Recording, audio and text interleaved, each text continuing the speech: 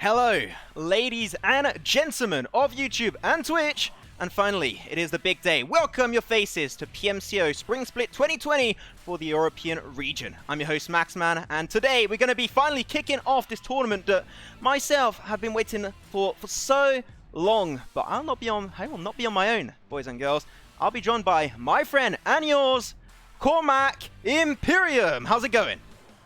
How are you doing, Maxman? It's been a long time coming. We've seen other regions flow by. We've seen the NA go by. We've seen the Germany region go by. We've seen the CIS region go by. But now it's EU's time to shine. These 32 teams are ready to get the show on the road. See who's going to, of course, qualify for the World League and go on to the regional finals in a couple of weeks. It's absolutely monstrous what these teams are going to be up against and playing for. Because if you guys are not familiar with, PMCO, it goes up from PMCO to the Grand League, then to the World Stage. And of course, this is for a grand total in 2020 Imperium of $5 million US. That is not a small number. If I could get a bit of that amount of cash prize, I'll definitely try it out. But I unfortunately am a big noob and Imperium too, so we're better off just casting on a desk and just do as if we know what we're talking about. With that said, we're going to be kicking off this first day of PMCO action here in the European region Imperium, and it's going to be Group A versus Group B, which has some pretty stacked teams in them. It is. So, of course, this is we've cast and we streamed a lot of the scrims in the lead up to the EU PMCO, so we have a bit of an idea of how these teams play. But at the end of the day, they're at a blank slate. From this point onwards, they are at a blank slate, and this is where the mental game comes in, and this is where the competitive setting comes in. So the teams that I'm definitely going to be looking out for is 110% Cream Esports, followed by the next REXPECT, and I would even put Terra Esports up there. The reason why I say Cream first, though, is because they are a team that, in my eyes, have the biggest LAN and live event experience, that are probably the team that are the most mentally prepared, or should be the most mentally prepared for this kind of situation. They definitely have that LAN experience, which is, maybe this year there might not be too many LANs, unfortunately. We do hope there will be, cross our fingers. But Cream Esports is definitely going to be one really big contenders, at least for today's matches, and to potentially go over to the semi-finals of the European stage. But one big contender, and I'm going to tell you, Imperium, which team I think has a big potential of fighting up against Cream, is going to be actually Throne. Throne in the Pro U scrims that we've been doing, also hello Aura, we said we'll do a little shout out eventually. But Throne has been a really consistent team, and they had some really, they got a few lows every once in a while, but we've been doing scrim for maybe 2 weeks, 3 weeks.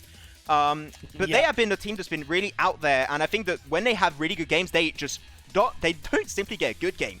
They dominate that game specifically. So I think that here Throne is a pretty good contender. Also, you've got Team Warlords, Yakuza, Team Dope, which are pretty good teams also. But if I had to just pick one specific one, it would have to be Throne for this game, Imperium. And fun little fact about Throne, they're actually a team that are ex-Critical Ops players. That isn't the exact same type of game, but it is similar, and it shares a lot of relevancies with PUBG Mobile. So they're bringing kind of that experience to the competitive setting, and they've made it work up until this point. They've adapted, they've survived, they've gotten to this point, but now they've got to go, okay, what do we have to do more? Yes, we might have the consistency, and in the group stage, Max, consistency will always be key. But when you get into the semi-finals and when you get into the final stages where there's less games to play for, which means that the games that you play, you have to hit hard, I wonder, will Throne be able to get those impactful games on the scoreboard? We'll have to see if Throne can do that over the course of these 4 games. I'm talking about 4 games. Let's go over real quick the schedule for today's broadcast. Of course, every single day we're going to be casting Imperium is going to be at 8 PM CET or 7 PM GMT if you're based in the UK. And we're going to be kicking this one off with Erangel. We know it's home, and we're finally going back in this good old map that everyone knows and loves, and the map that normally these players should know the most, Imperium. So we should be expecting a lot less mistakes and a lot more high-level gameplay. That will be, of course, followed up with Sanhok, then Miramar, and we'll close it once again with Erangel, because Erangel is the best map. Don't at me. But that's going to be some good action-packed gameplay, and we'll have little breaks in between. But you're coming here for some PUBG Mobile Esports. You came to the right place. Yeah, pretty much, and definitely a little bit sad that we aren't having Vikendi on day 1, but we will have a day 3. in a couple of days, day 3, of course. And you mentioned a point about Erangel, we start with Erangel and we finish in Erangel. Erangel is 50% of the group stage matches. That's 50% pretty much of each team's points, other than if they absolutely dominate in the other maps, is going to come from one map and one map alone, which means that statistically, you got to get your stuff together for that map. You got to be able to perform. And like you mentioned, know those divots, know those little crevices within the map that when that circle shifts hard, you know that you want to go there. Of course, in each specific situation, it's always going to be different based on what teams are around you. But that's where, when you stay together as a full squad, when you get to that late stage of the game, you're building up information. The IGL is really starting to communicate in the most effective manner that is able to put the players in the right position, that they're able to take advantage on those rotations. With that said, I'm just going to be checking out. So, okay, we got everyone almost in the lobby. We had a team that's actually missing for a few, but they actually joined in. So we should be having a stacked lobby for this first game. We'll be keeping an eye out for that. But Imperium, I say that for the people that don't know how, PMCO actually works, maybe let's go over real quick the point system, how it actually works. How do you get those chicken dinners and how much is it actually worth? So you can see that right now, a chicken dinner is indeed worth 20 points. And after it trickles down to 14, 10, 8, and then unfortunately when you get to 11th position and below, it's only going to be 1 point. So it's still something, but on the long run, it's not going to be all that much. And every kill, of course, gives you 1 point. So since the change of last year where chicken dinner was 30 points, now they reduced it to 20, so it makes the points and playing aggressive will be, on the long run, a lot more rewarding. Yeah, 100%. Kill points will really affect the mid-range teams as well, especially in the group stage, right? When you're looking at the bottom 8 will go out. Yeah, of course, the top teams, the top 5, we'll always talk about that, but the bottom half and the bottom 8 to 16 teams or 8 to 12 teams, that's where the kill points are going to count. And, there's no real problem with going out in 15th, 14th, 13th place where the placement points aren't that high, but it's a matter of, as much as possible, as every chance that you can in your team to take advantage in that situation where you might go out early on, but you get 3, 4, 5 kills along the way. That's a much more effective result than playing to the late game and then going down in 14th place when there's 35, 40 players on the map. So that's something that these teams really need to consider, and having that balanced play style along with where they drop, what kind of map, what kind of teams they're up against. And it's just, as you get into group stages, we're going to see the pattern unfold. We're going to see the teams that are kind of looking stronger, looking a little bit weaker, and where they're going to have to improve on.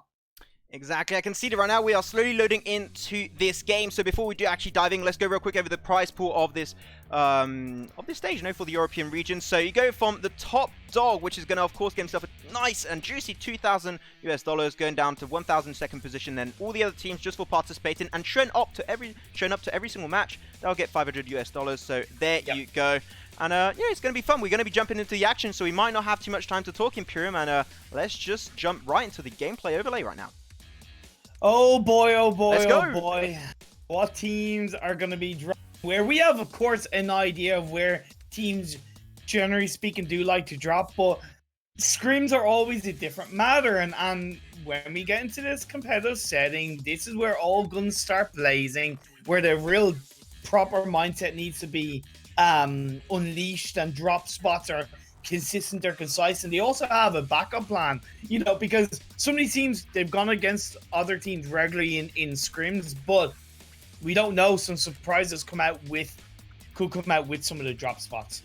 Yeah, drop spots. That is something that we have been actually checking out a lot in PMCO. We did some pro U scrims for how long right now? Like I said earlier, 2 to 3 weeks, maybe even more. And these teams have been shown up to most of the scrims. Like we had almost 16 teams, 64 players every single game that we had the chance of casting and hosting on our channel. So we now have a little bit of experience knowing where these teams are potentially going to drop. We can expect some really hot drops.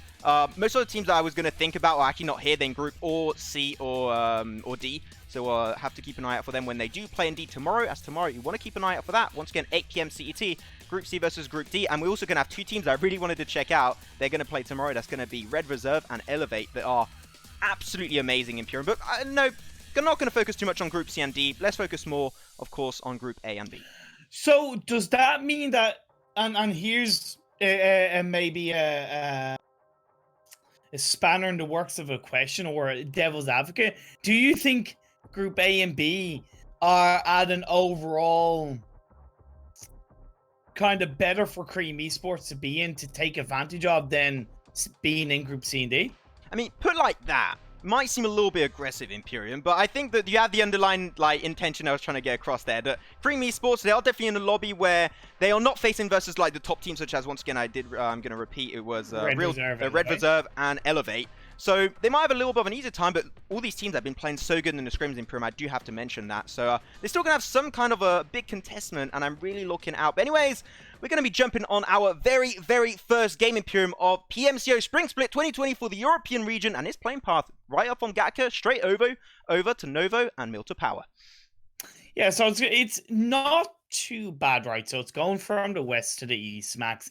It's going to be a little bit harder if you want to get up to Yasnai and even Rozhok, but it's going to be pretty accessible if you want to go to Orsk, go into Military Base Novo. Phase 1 circle will always tell a big part indeed, but we are seeing teams shift up in the north. Terror Esports, they've always landed in George Paul. They have been contested in various scrims down the line along with the likes of Throne, so I'm expecting possibly some spicy early game engagement between these two teams, or they might just play a little bit safe.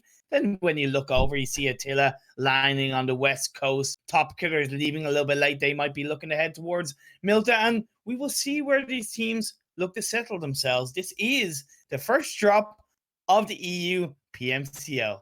Yeah, REXPECT, they're going to go over to Promorsk, and that's a very Western number one phase. So, of course, going to have a little bit of an early game fight potentially breaking out over here. We're going to be seeing it. Oh, the audio is very high, so my apologies for that. Let's try and fix it real quick. Boom, there we go. That should be a little bit more enjoyable for the view experience at home. Had a little bit of an early game fight in, of course, southern side of George Paul and containers. Not much is going to come out. We're going to see B2B with Red actually get himself a little bit of an early game confrontation. But we'll see how that actually goes, as they're going to be in Flood. Yeah, so the members of B2B engaging pretty good. Knockdown onto Junior for now. First knockdown of this game going to come out. I'm not a fan of Rivertown, to be perfectly honest, as a drop spot. It's very slow to deal with, but at least it's working out so far for B2B. They'll look to loot up. If they can confirm that kill, happy days.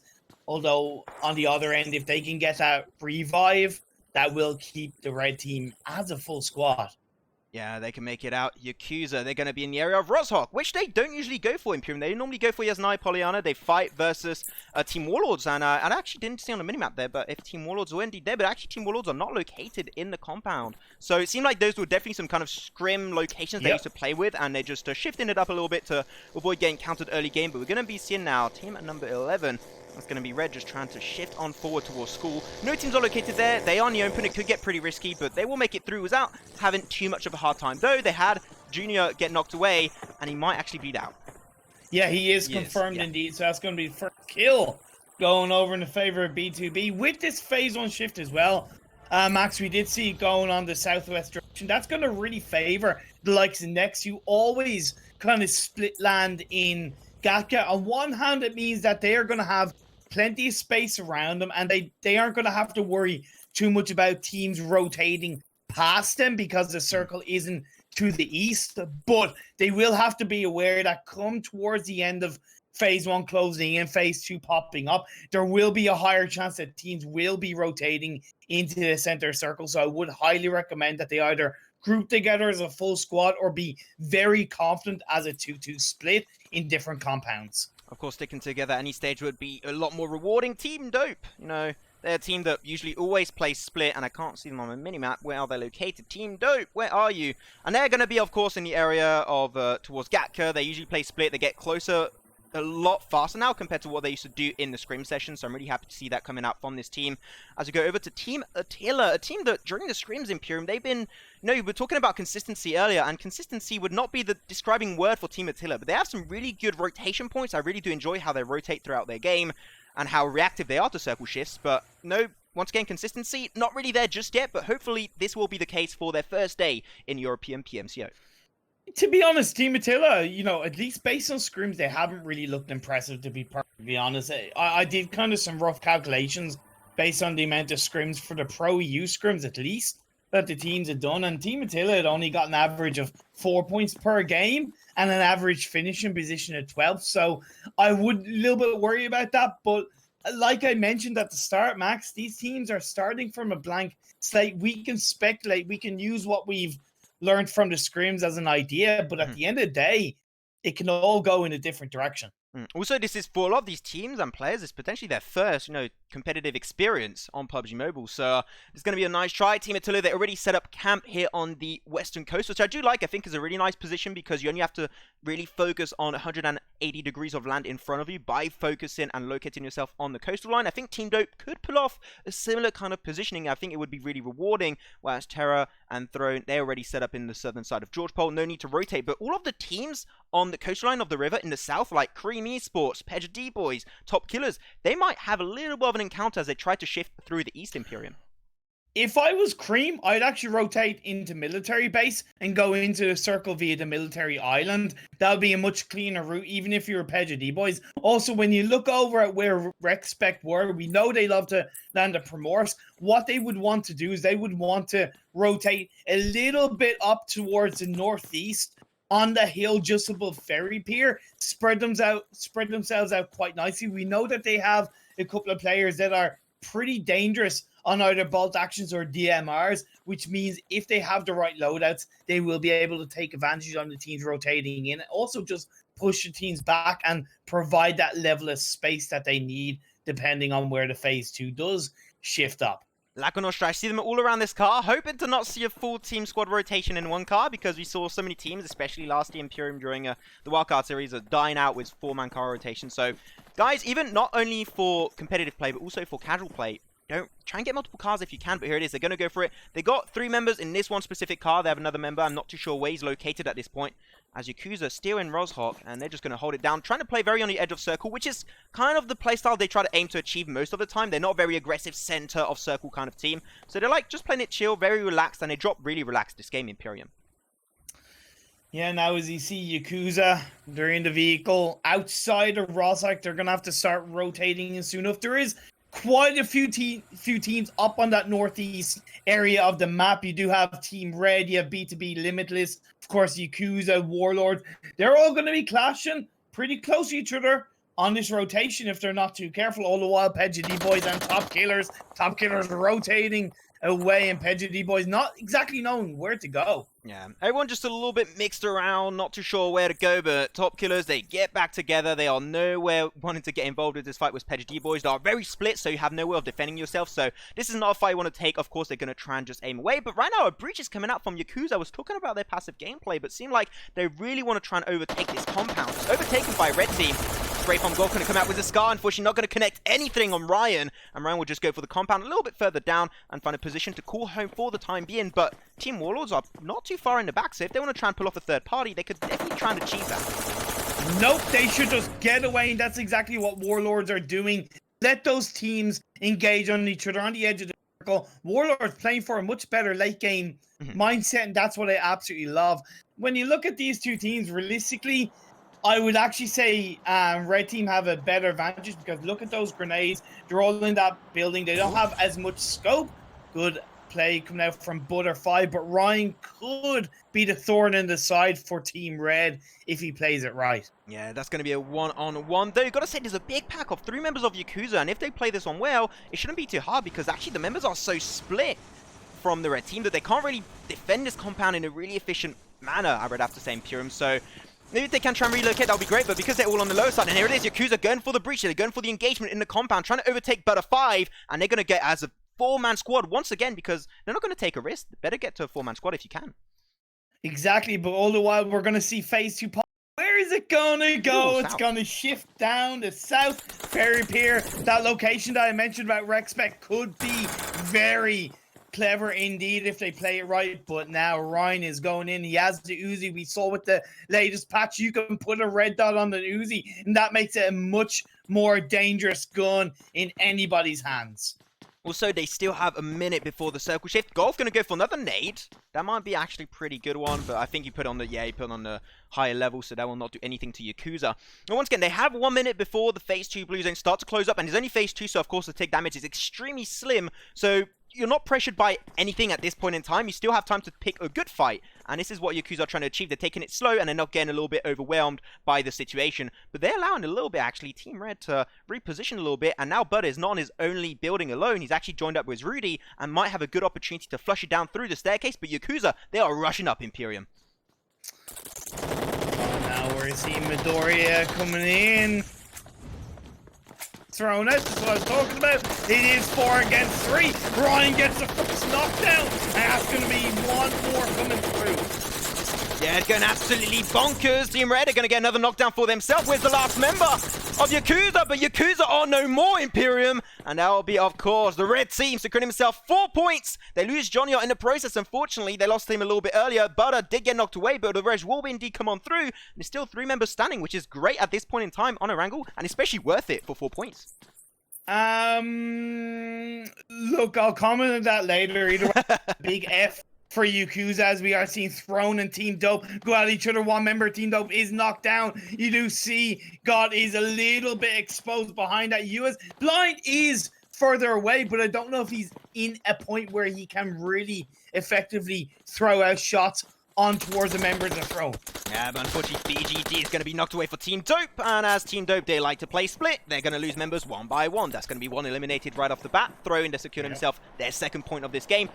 They have another member, actually. Team Dope, not too far. There it is, Tudor. Is it going to get taken away by Throne, or is it going to be Team Attila stealing it away? Which one will be able to secure that point? We'll have to wait and see. He's going to try and run away, but at least you still have 2 members of Team Dope still remaining around the map. They're mostly focused on the western side because they like to play on that western shift of Gatka.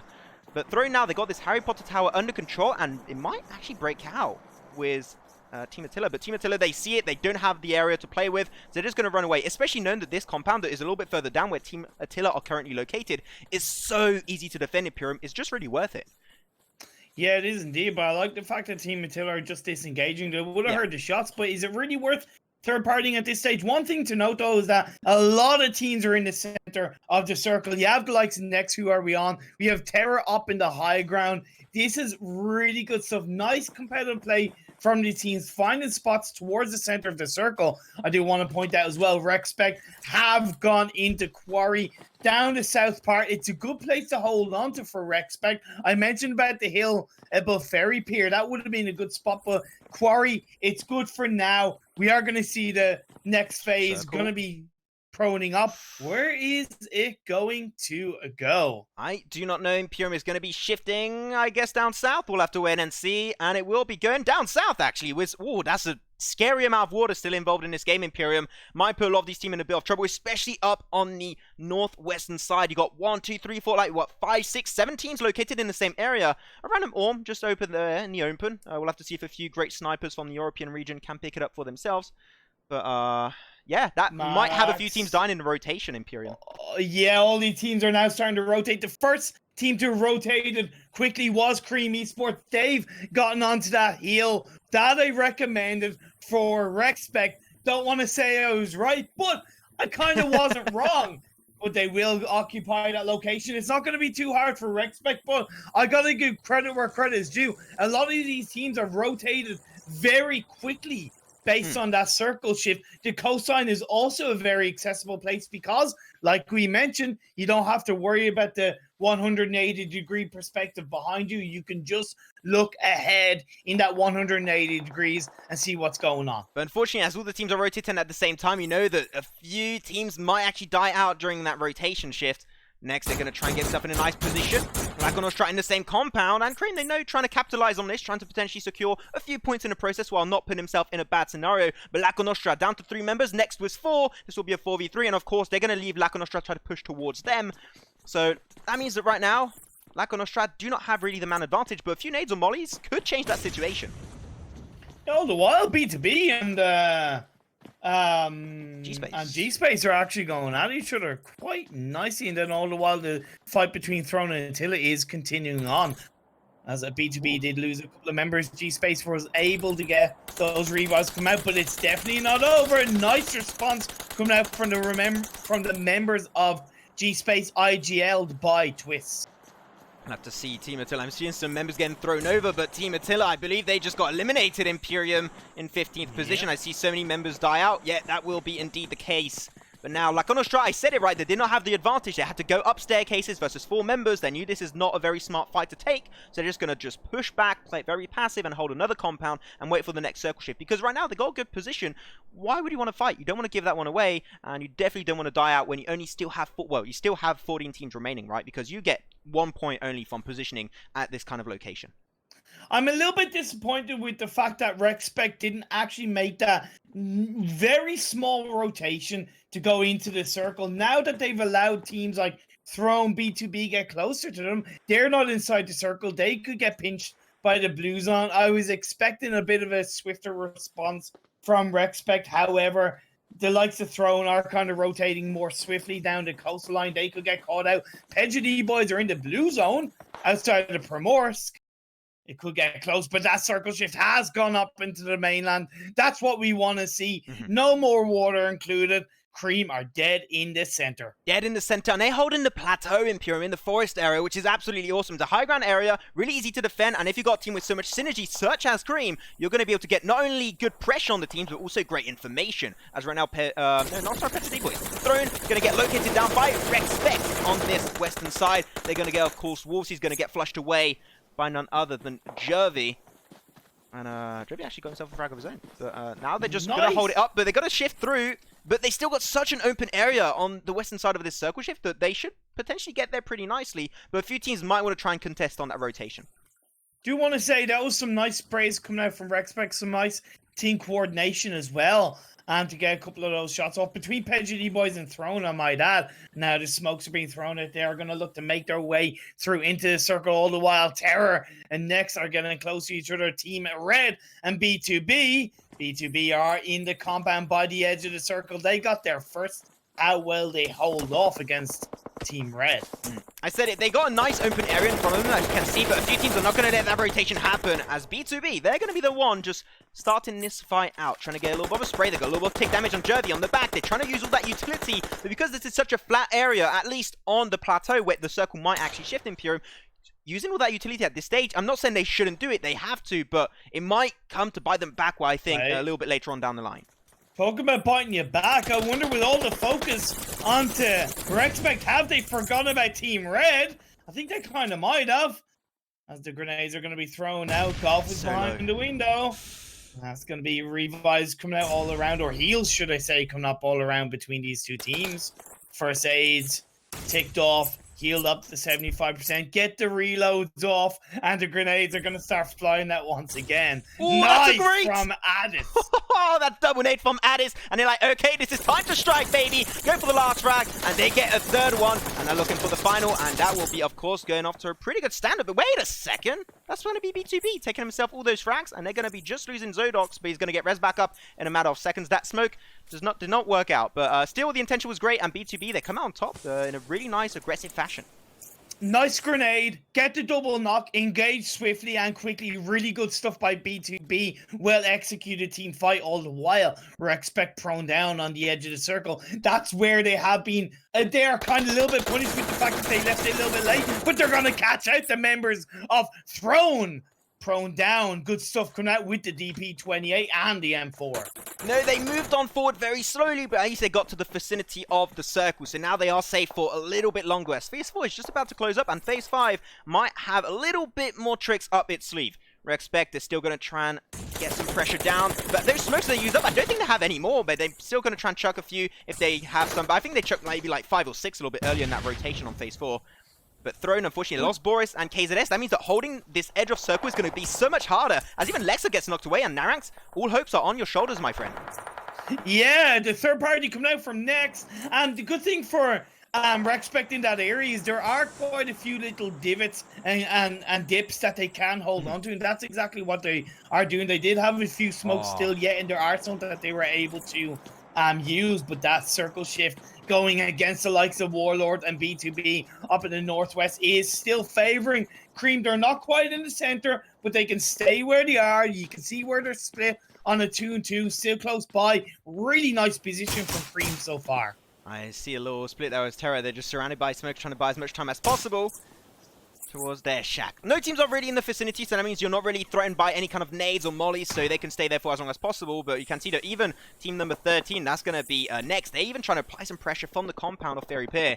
And they might get in a little bit of trouble. They still have a car, but I think a car at this point in time in this open area is not going to be that valuable. But REXPECT and Throne, they're clashing once again. And that's Throne, I believe, got eliminated in 11th position.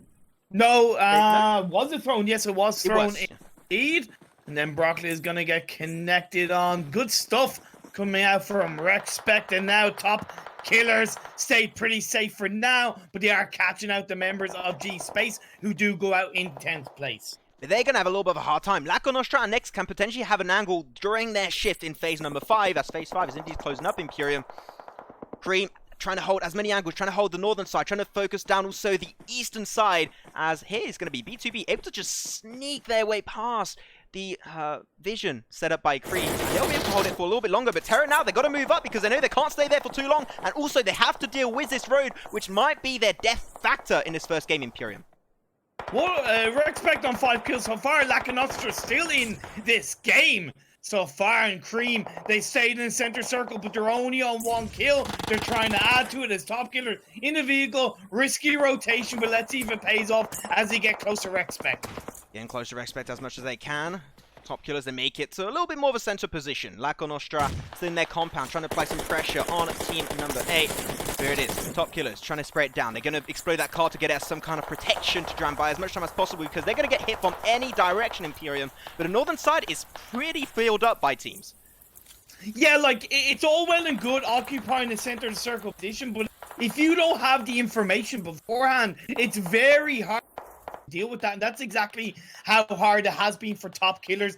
Every other team has seen them on that vehicle rotation. They haven't had it clean, but they are still alive in this game as they're down to 7 teams, 25 players. Cream Esports, Next, the members of B2B, all up on the north side. Yeah, but unfortunately, Top Killers with that position, that means they've got to look on every single angle, mainly the northern side and also on the west, because that's going to be a team that's going to sneak in up on them. It's going to be REXPECT, as they are still trying to pressure. But that center of the circle shift, just dead center on phase number 5, and now which team will be able to control it? I mean, Top Killers are still in the vicinity, so they can try and hold it down, but that's a great spray coming out from REXPECT. They're going to get 1 member knocked away, and Rez's at this point in such a flat plateau might be a little bit tricky to pull off, as indeed Nini will get flushed away. But here's the thing, they've already done the work. They've already put in the grind. They've got 7 kills. I'm eating my words. I questioned their lack of rotation, but they've gotten 7 kills on the edge of the circle, Max. Credit where credit is due. Great job by REXPECT and all members of that team. Of course, I've known what they can do inside the scrims, but to lay it out in this competitive setting with 7 kills, they are putting on a show for now. As a Top Killers trying to get a little bit of information where the teams are around them. Look at the cluster up in the north. No teams are down south in that circle. It's going to start blowing up with all the smoke grenades heading in around the circle area. Cream, they were to get a few in. Marley was to scout back, but now his team has shifted in. He can use that car to try and get himself a little bit more centrally in. They can try and use that as some kind of protection. Next, they went lower side across this road already, so they made it out of the woods. They made it the hardest part in this late game, Imperium. Phase 6 is upon these teams.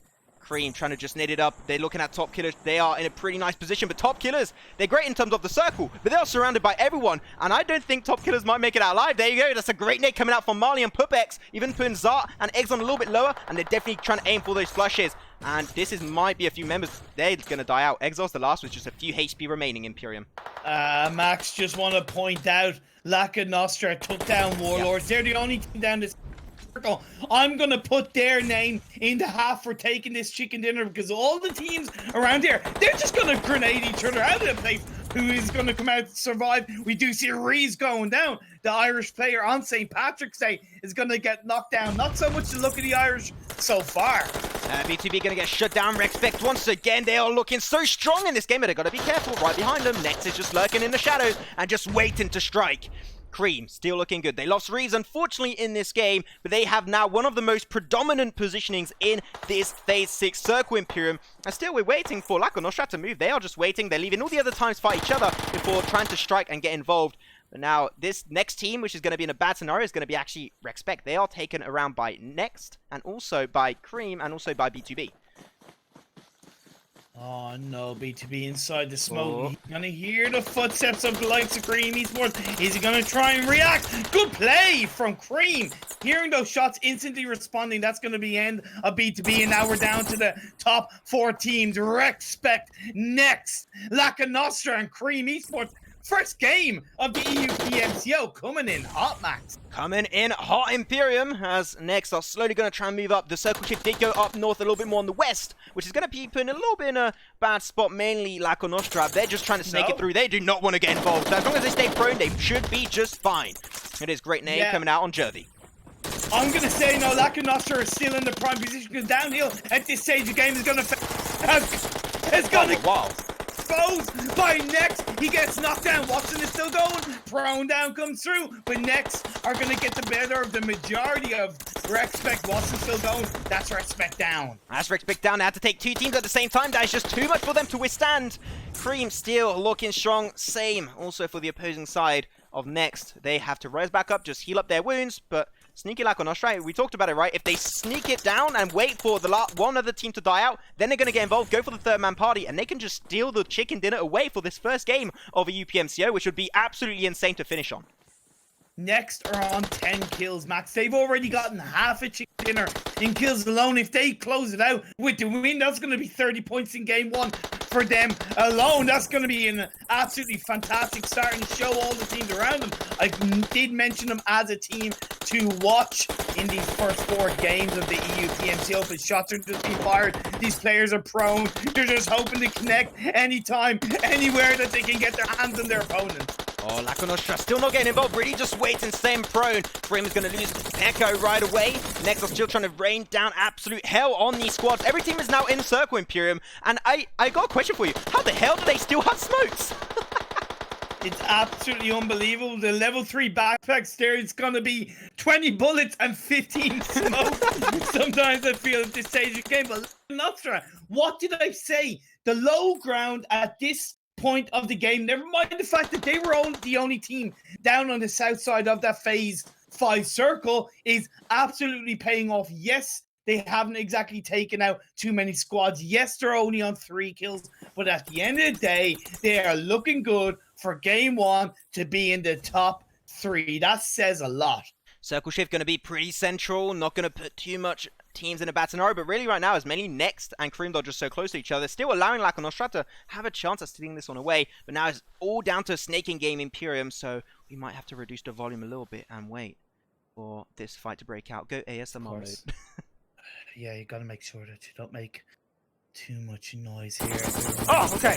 Now the DP28 by REDX is not going to connect with the members X. He hasn't been spotted out, but behind a tree, he hides. The low ground is going to favor still LAKONOSTRA. And that is always going to say something.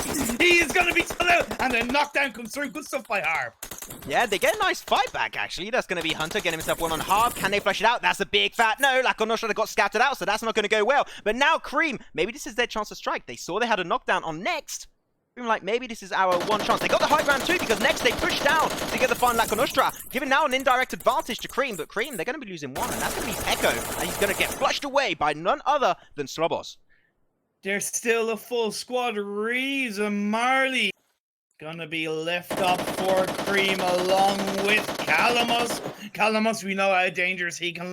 Reeves, the look of the Irish, will he be on his side? Has he been able to find a 4-leaf clover in among the grass to get those shots off? Now the blue zone closes in. Slavos has to go off. Nice stuff executed onto Marty. Calamus gets knocked down. Reeves is the last man standing. He knocks down Slavos. The revive is coming out. Is this going to be the time for Reeves to shine, or is he just going to play it out and allow the revives to come out onto the members of Next? They can use Slowballs as some kind of scouting tool, but that's going to be Marley flushed away by Andy. Still trying to fight back. He's got so many angles to hold on to, and now he got hit markers. That means that he got his location set down in stone, and there you have it. Game number 1 will not be going over to Cream, but it will, of course, be going over to Next. And they, man, I did not think they would take that game. They went on the low ground for LAKONOSTRA. They were able to push back up on Cream, and I got to say, that was an outstanding performance for this first game of Spring Split PMCO.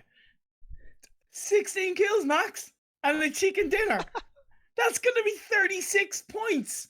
Like, that's, with all due respect, like, that's already I'm gonna like that game alone has automatically put them into the semi-final on that game alone.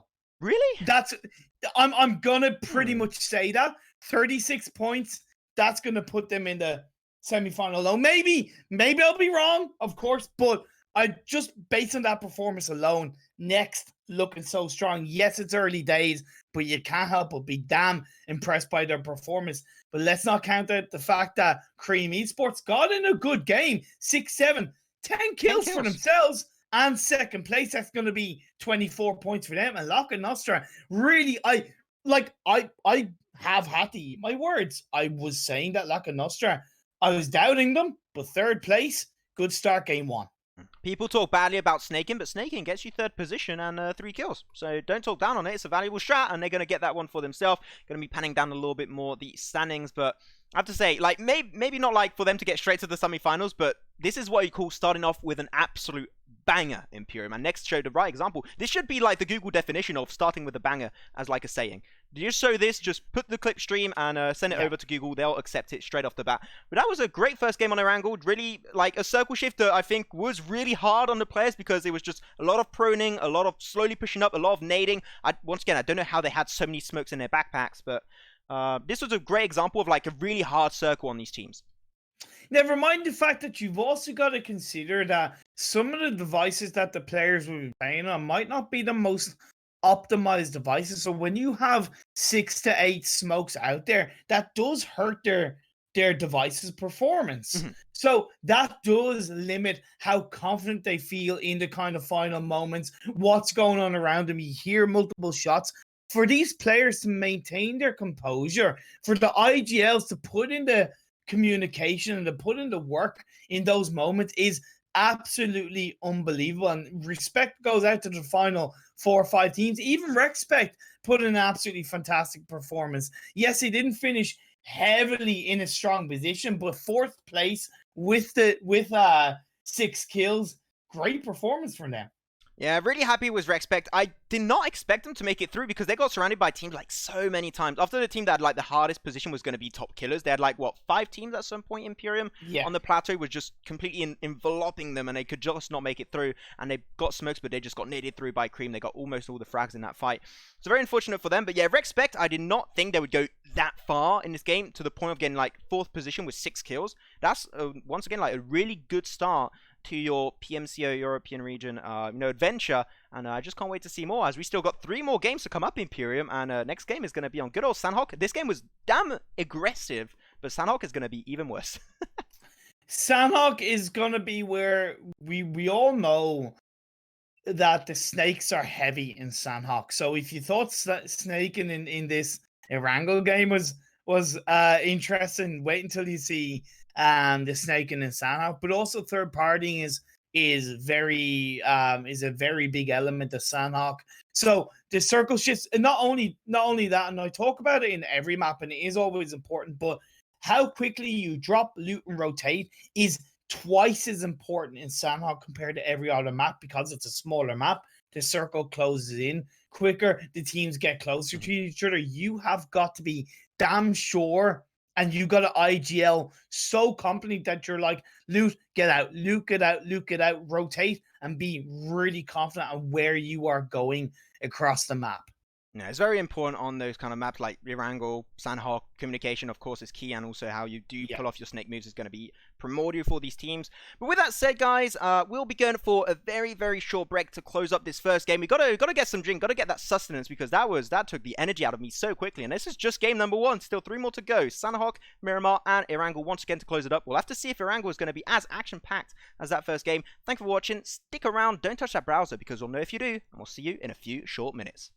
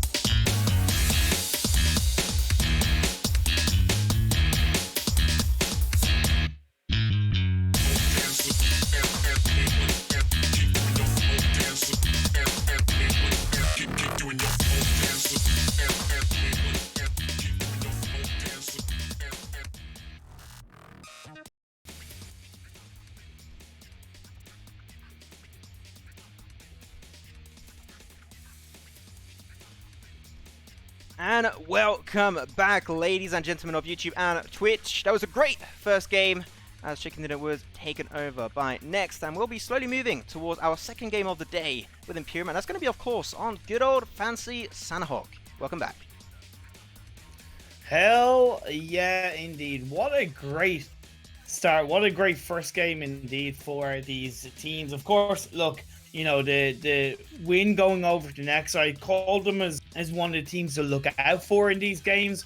It was definitely hard, and you mentioned it at the end of the game, with the circle shifts going down quite south, where we saw like a good 40% of, I think it was phase 3 in the water and even military island. But it was that swift response from the likes of Cream and even Next that gave those teams in particular a great optimal chance of finishing in the standings that they did. And then, like I'd mentioned, yeah, LAKONOSTRA, they stayed down south, but because they kind of stayed down south, they only had kind of one and a half engagements that they really had to worry about. They got the better of Warlords, they moved up across the road, they were on their own, and they were able to just kind of stay prone, knowing that they had put in the work that they needed to do from a standings point of view.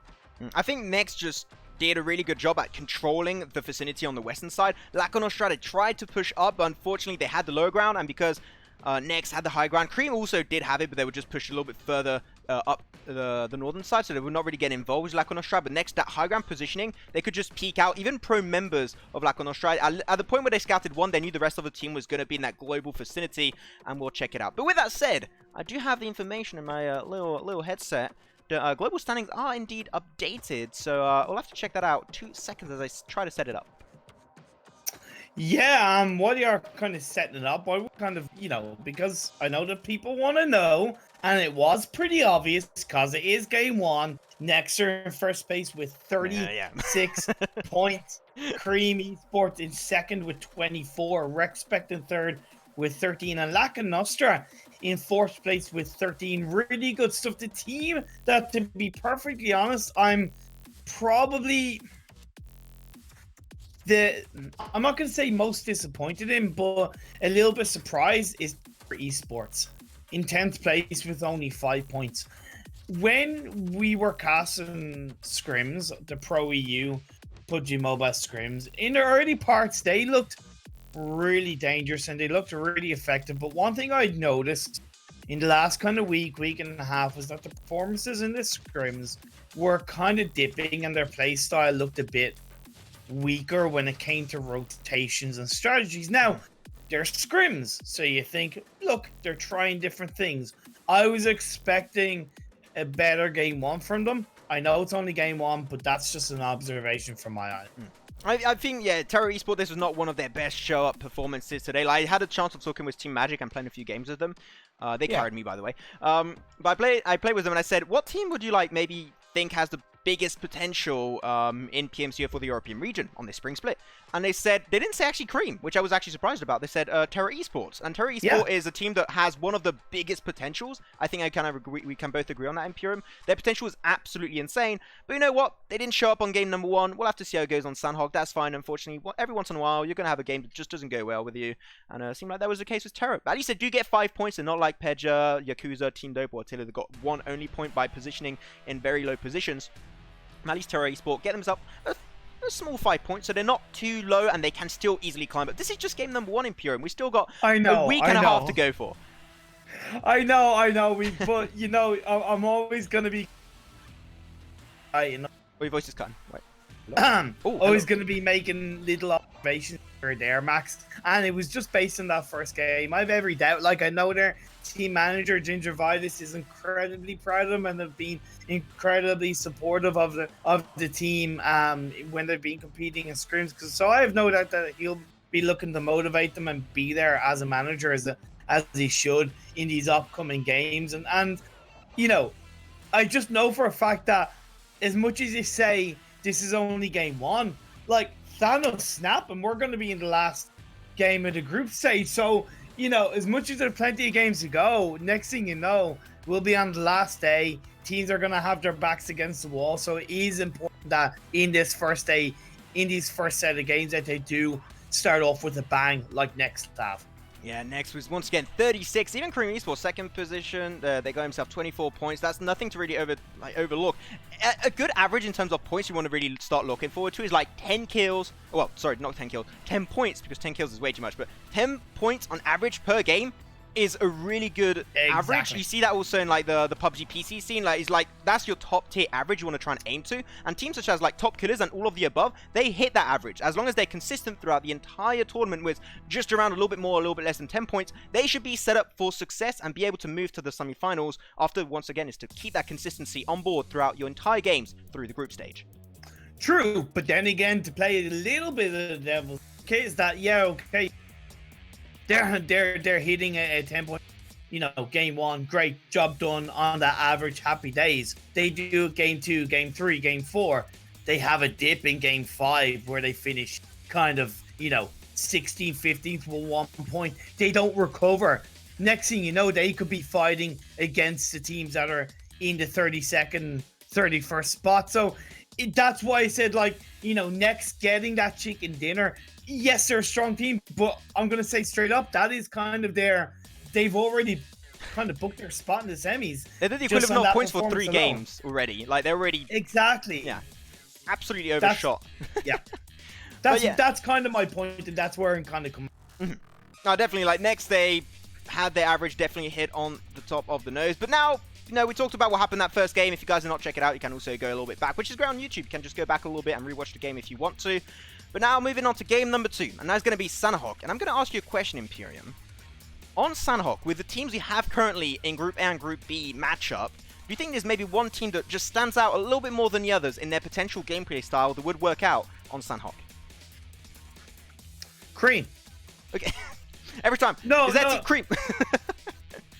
No, the reason why I'm going to say Cream, and there's a number of teams I would also put there, as much as I critique their, you know, how they have been playing and how they've looked in scrims, I would say Terror as well. They've always looked pretty strong because of the fact that when they play well, they play very aggressively, and that does favor teams in Sanhok. But the reason why I'm putting Cream up there is just simply by their rotational prowess and the fact that Marley, their IGL, has clearly worked on how well to navigate this team around the map and how well to put the team together in positional play. So that's why I would put Cream up there, but also Terror.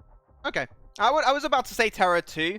In the teams I would actually put up there. After we do not have OVN Esports, they're playing tomorrow, so OVN Esports on Sanhok, their team we definitely want to keep an eye out for. I think, yeah, Terra and Cream are going to be 2 other big contestants after hoping that Terra have, you know, a good game, because that first game, unfortunately, only 5 points, a little bit underwhelming compared to what we know them for, but hopefully that was just a warm-up game, and game number 2, they're going to be just a lot more in their own bubble and ready to just smash some enemies, because you're not going to have any time to think this game. You're just going to drop straight into some active gameplay, and I think that most of the time we do the Pro EU scrims in Imperium, we had some fights break out in Paradise Resort.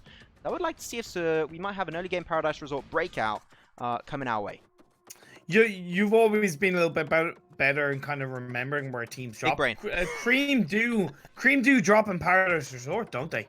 Paradise Resort, they do. I think they shifted a few times if they have to, but because it's a 4x4 map, you are playing on Sanhok. Really, you can always drop where you want to. So, anyways, we're not going to see our faces anymore. You don't want to see this beautiful Maxman and Imperium, but we'll be going straight into this game and see how this second game of the day for PMCO European Stage Spring Split 2020 will be going over for these squads. And also, guys in chat, whether it's Twitch or YouTube, throw out what teams you are supporting. You know, let them know that you want them to do well, whether it's Cream, whether it's Team Mattel, whether it's whoever it is that are playing in these games. Put it out there, throw the support out there, because I know that when the teams look back, it's gonna bring a certain joy and smile to their face to see the support coming out, especially if they've had a bad day. Because a lot of teams, you know, they have pride, they have respect, and they want to do well. They want to make their supporters proud. And even if they have a bad day, that support is still there. And that can really lift them up coming into the next set of games. Yeah, definitely supporting your favorite team is very important. It's a few teams actually in this lobby, well, 2 teams specifically that have an amazing amount of support in Imperium. Number 1 is LAKONOSTRA. They got so much love every time we did the scrims. And also, Team Dope. They've got their own like Facebook page. They've got like hundreds, even maybe thousands of people on their page, and the support they've been having, not in even professional tier tournaments, but also in like scrims that we've been casting myself in Imperium. The support was always there, and I think that's been a really big factor to helping them improve during scrims and just get good in a way. But here we go. This is going to be our second game of the day, and that's going to be a very nice central playing path, and it's not going to put any teams in really a precarious situation. In scrims, we have seen quite a good few teams head up around north between Hating and Cow and even Kerry. So I'm expecting something a little bit similar. You know, Yakuza do like to head up north if I do remember. As I said, I tend to be sometimes a little bit forgetful in terms of where these teams do like to drop. How many teams, if any, will land in a boot camp? We know that Red Reserve, they claim boot camp as their own whenever they are playing. So Throne, they have an opportunity. They're going to head in that direction. And then all the while, the likes of B2B heading down Quarry, REXPECT down in Docks. That passive play style, that play coming out from REXPECT is complementing where they like to drop. Yeah, and that's going to be two squads dropping right off the bat. Over here in Paradise. Oh my god, he did barely dropped, and there's going to be two members going down. Right off the bat, we're going to go straight back into the action. Cream still having 4 members. 2 members knocked down on Team Red. And I'll put back the audio, but there you go. They're going to try and flush it out ASAP. But now, the red team, maybe this is not an area you want to stay in, and they are definitely going to try and just get the hell out of Paradise Resort through the south and try and keep themselves alive. But that is a big loss in just, what? 1 minute. Yeah, good start by Cream. The response coming out, it's what we expect, but also it's 2 points for them, right? There's that level of kind of like, I always talk about it. You put in the work early game from a kill point of view, you can play a little bit safer, a little bit more passively in the late game, and 2 points will really, really help. Of course, Team Red, they did lose Junior early in the first game. They've lost 2 members early on in the second game, but I do want to point, while the kind of players are rotating around, is that phase 1 circle is down in the south direction, is shifted between the mainland and the southwest circle. A lot of teams, like I mentioned, do like to land up in the north side. That means we are seeing a cluster of about 5 to 7 teams in that north area. So the rotations are going to be a little bit difficult in this game for those teams. One team that really enjoy their positioning is actually REXPECT. Playing the coastal line down the south is pretty good. After you are playing more on the edge of circle, which is a playstyle that REXPECT they like, and they play quite a bit. So they are definitely in their kind of environment that they're comfortable with. But we're going to go back over to Top Killers as they're going on top of the red team. Third party coming through. The third member of Team Red is about to get confirmed, leaving Butter 5 on his own. Let's see if he can slip away from the engagement, if he can make that buttery smooth disengagement away from Cream and Top Killers. Yeah, Butter 5 just going to run for his sheer life. Hopefully he can keep the hopes of his team alive for a little while longer to try and aim for more positioning points, because they are definitely going to lead it on the long run. But here, they're all on the rooftop. We're from Cream, they're all peeking from the same area on the roof. I think they should just spread their wings a little bit more to deny kind of protection away from Top Killers. Top Killers, they're going to play it respectful, go downhill. They know that pushing, unfortunately, upon the area of Paradise Resort is a pretty harsh feat to achieve. So they're just going to play it very slow and just potentially try and find another compound to call home. And also, this is not really valuable because it's not even in Circle Imperium. Yeah, exactly. Well, it's just on the edge of Circle, but the niche. Talking about this Circle, it does favor Terror Esports, who are in Painan. They do claim Painan as their own in these games. It is in the Circle. They're going to be able to effectively rotate whenever phase 2 does show up. But nice sprays coming out from Cream. Once again, another knockdown onto Top Killers. This time it's Pupex. Yeah, I mean, is Cream getting himself a headshot? Who else on Cream would get it, of course? Look at that spray coming out from Kalimos. Does not get a knockdown, though. But now they're gone for 2-2 split. If I were Nini and Exile, I would not even stay. They are almost dead meat because they got such a nice spread angle that trees are not a valuable kind of protection for Top Killers. And they should normally go out in a pretty few seconds. Pupex is going to try and run for his life. Can he make it through? The spray comes on out, gets 17 damage, but that will get another headshot. And Cream, they're just headshot machines at this point.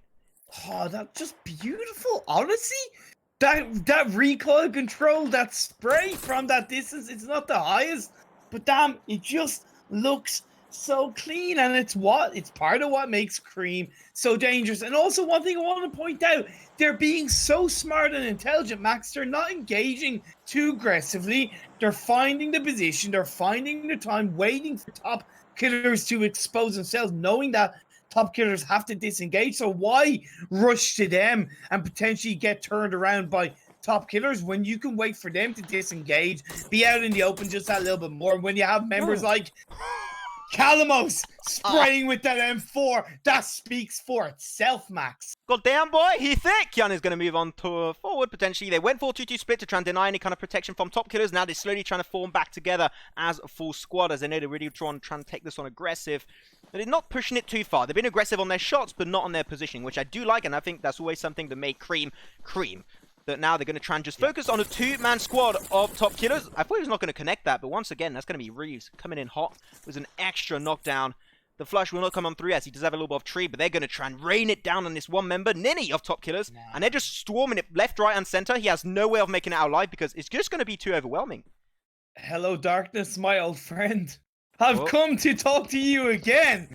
And then he's going to get taken down to half health. Oh, whoa! Return on to Marty. Good stuff by Ninny. Does whatever he can to keep the hopes and dreams alive. He gets one knockdown, but the flank around from Pico's going to get the better of him. Job done, but Top Killers are far from down and out. Yeah, Top Killers, they tried to retaliate and join back. Zard got res back up a few seconds prior, but unfortunately that will not be enough. Now they're going to play this one respectful. Try and run away if you can. Ninny does indeed get flushed out. Cream on their first 4 points of this game. It's just started. Phase 1 has not even closed up, and we're already off to a nice kill count for this team. Max. Yeah. Remember what we talk about third party? And coming in from the north, we have teams like PedjaDBoy, Yakuza, and G-Space. That's something that is going to play a part. I talked about it. And look at this. PedjaDBoys would have heard some of these shots. Top Killers, they're not in the safe zone just yet. They waited too long to disengage. They're not inside the circle. And now they are potentially going to get engaged on by PedjaDBoys. There is that big, huge rock that does divide these two teams for now. But the footsteps will start to be heard as they do get closer together. Yeah, closer together. Top Killers, they don't have too much of a room to run away from. And PedjaDBoy is being very slow. Normally, this team is pretty passive after the first, initial kind of engagement. They just stay very low, play edge of circle, which is where they're currently kind of located. But they are trying to definitely get those kills on Top Killers. And if they get one knockdown, if they read the kill feed, because reading the kill feed is a very important skill, they can actually know and capitalize on only one member. But G-Space, they're coming in hot on PedjaDBoys, and they flush out Herbs in a matter of seconds. And now the fight is going to be completely breaking out between these two squads. Third partying is the king of Sanhok.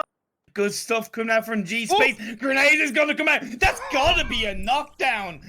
Johnny will look to get the revive onto Twist. Twist is the IGL, but he throws a grenade first to try and push him back. Aim gets a knockdown onto Mamula. Ares is going to be having to rotate. I believe he is the last man standing for PedjaDBoys.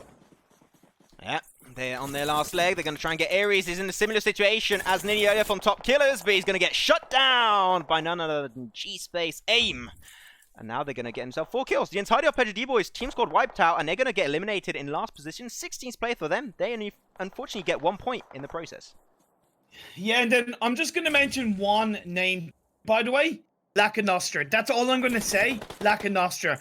Keep an eye on that in the future, but as this game does go on, we see Yakuza possibly looking to third party G-Space, but they are kind of disengaging for now, so kind of realizing, look, we can just look to get into circle. Phase 1 is closing in, Max. We will see where phase 2 is going to pop up, what teams are going to be looking good. REXPECT have actually made a bit more of a climb towards the center of the circle than I expected from them, heading towards the south side of Quarry.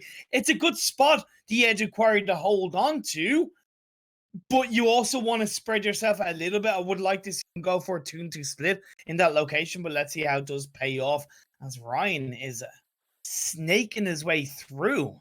Yeah.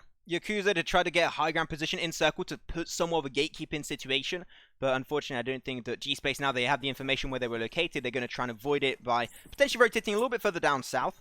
We'll see, but Cream is still in their vicinity, I can see on the top right of your screen, and Cream, they have 2 teams potentially up for takedown. There's even the last member, I believe, of Top Killers still around the area, so got to be very careful, but here it is, Cream, they're going to try and get, oh, Pupex is right there on my screen, didn't even see him. He's just going to avoid and just wait for the fight to break out, yeah. Yeah, that's actually 3 teams, but that also does add another element. They could get third party from the background. However, phase 1 is going to end. Phase 2 shifts down to southwest. A lot of the mainland is outside the circle for now, which means the teams that are on the northwest are going to have an even harder job because they were already clumped up together. Now they have to rotate even further, which means that there's a higher chance they are going to engage on each other. All the while, the circle does favor teams that are down in the southwest location. B2B Limitless, Team Dope, like I mentioned, LAKONOSTRA, and even Terror Esports, who have disengaged down the south of Painan, but have they done it too late? I don't think so. There's no really kind of teams holding the bridges, holding the rivers, so Team Attila should get a nice and easy rotation down south, I believe, but after the Era of Ruins, it might get a little bit more tricky, as once again, not all the teams are in circles, so that means there's still a lot of room to breathe with for these squads, and it's a 4x4 map, so that means that the action will be coming up very, very shortly. We said LAKONOSTRA, you only had to say LAKONOSTRA. Can you explain me a little bit why LAKONOSTRA? Because when the phase 1... the RNG with circles and Sanhok is a little bit more predictable compared to the other maps. So when the phase 1 circle is so predominantly down south, it does mean that there's a higher chance that it ends up in the high ground location that LAKONOSTRA currently hold on to. So that's why I'm saying just LAKONOSTRA for now. Of course, I don't know exactly where the circle is going to go, but I love the fact that they are putting the statistical choice in the palm of their hands and playing for that, and I really love it.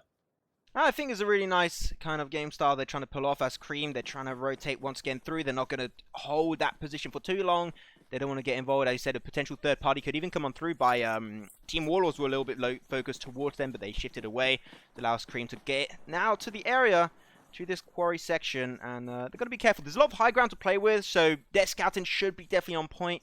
And they can try and set up their future rotation for phase number 3 pretty soon. We'll see how that goes, as G-Space is also going to go for a similar rotation. But as I did mention, G-Space, they shifted down the southern section, just a little bit more on the east, just to avoid confrontation with all the teams that were located in that prior vicinity.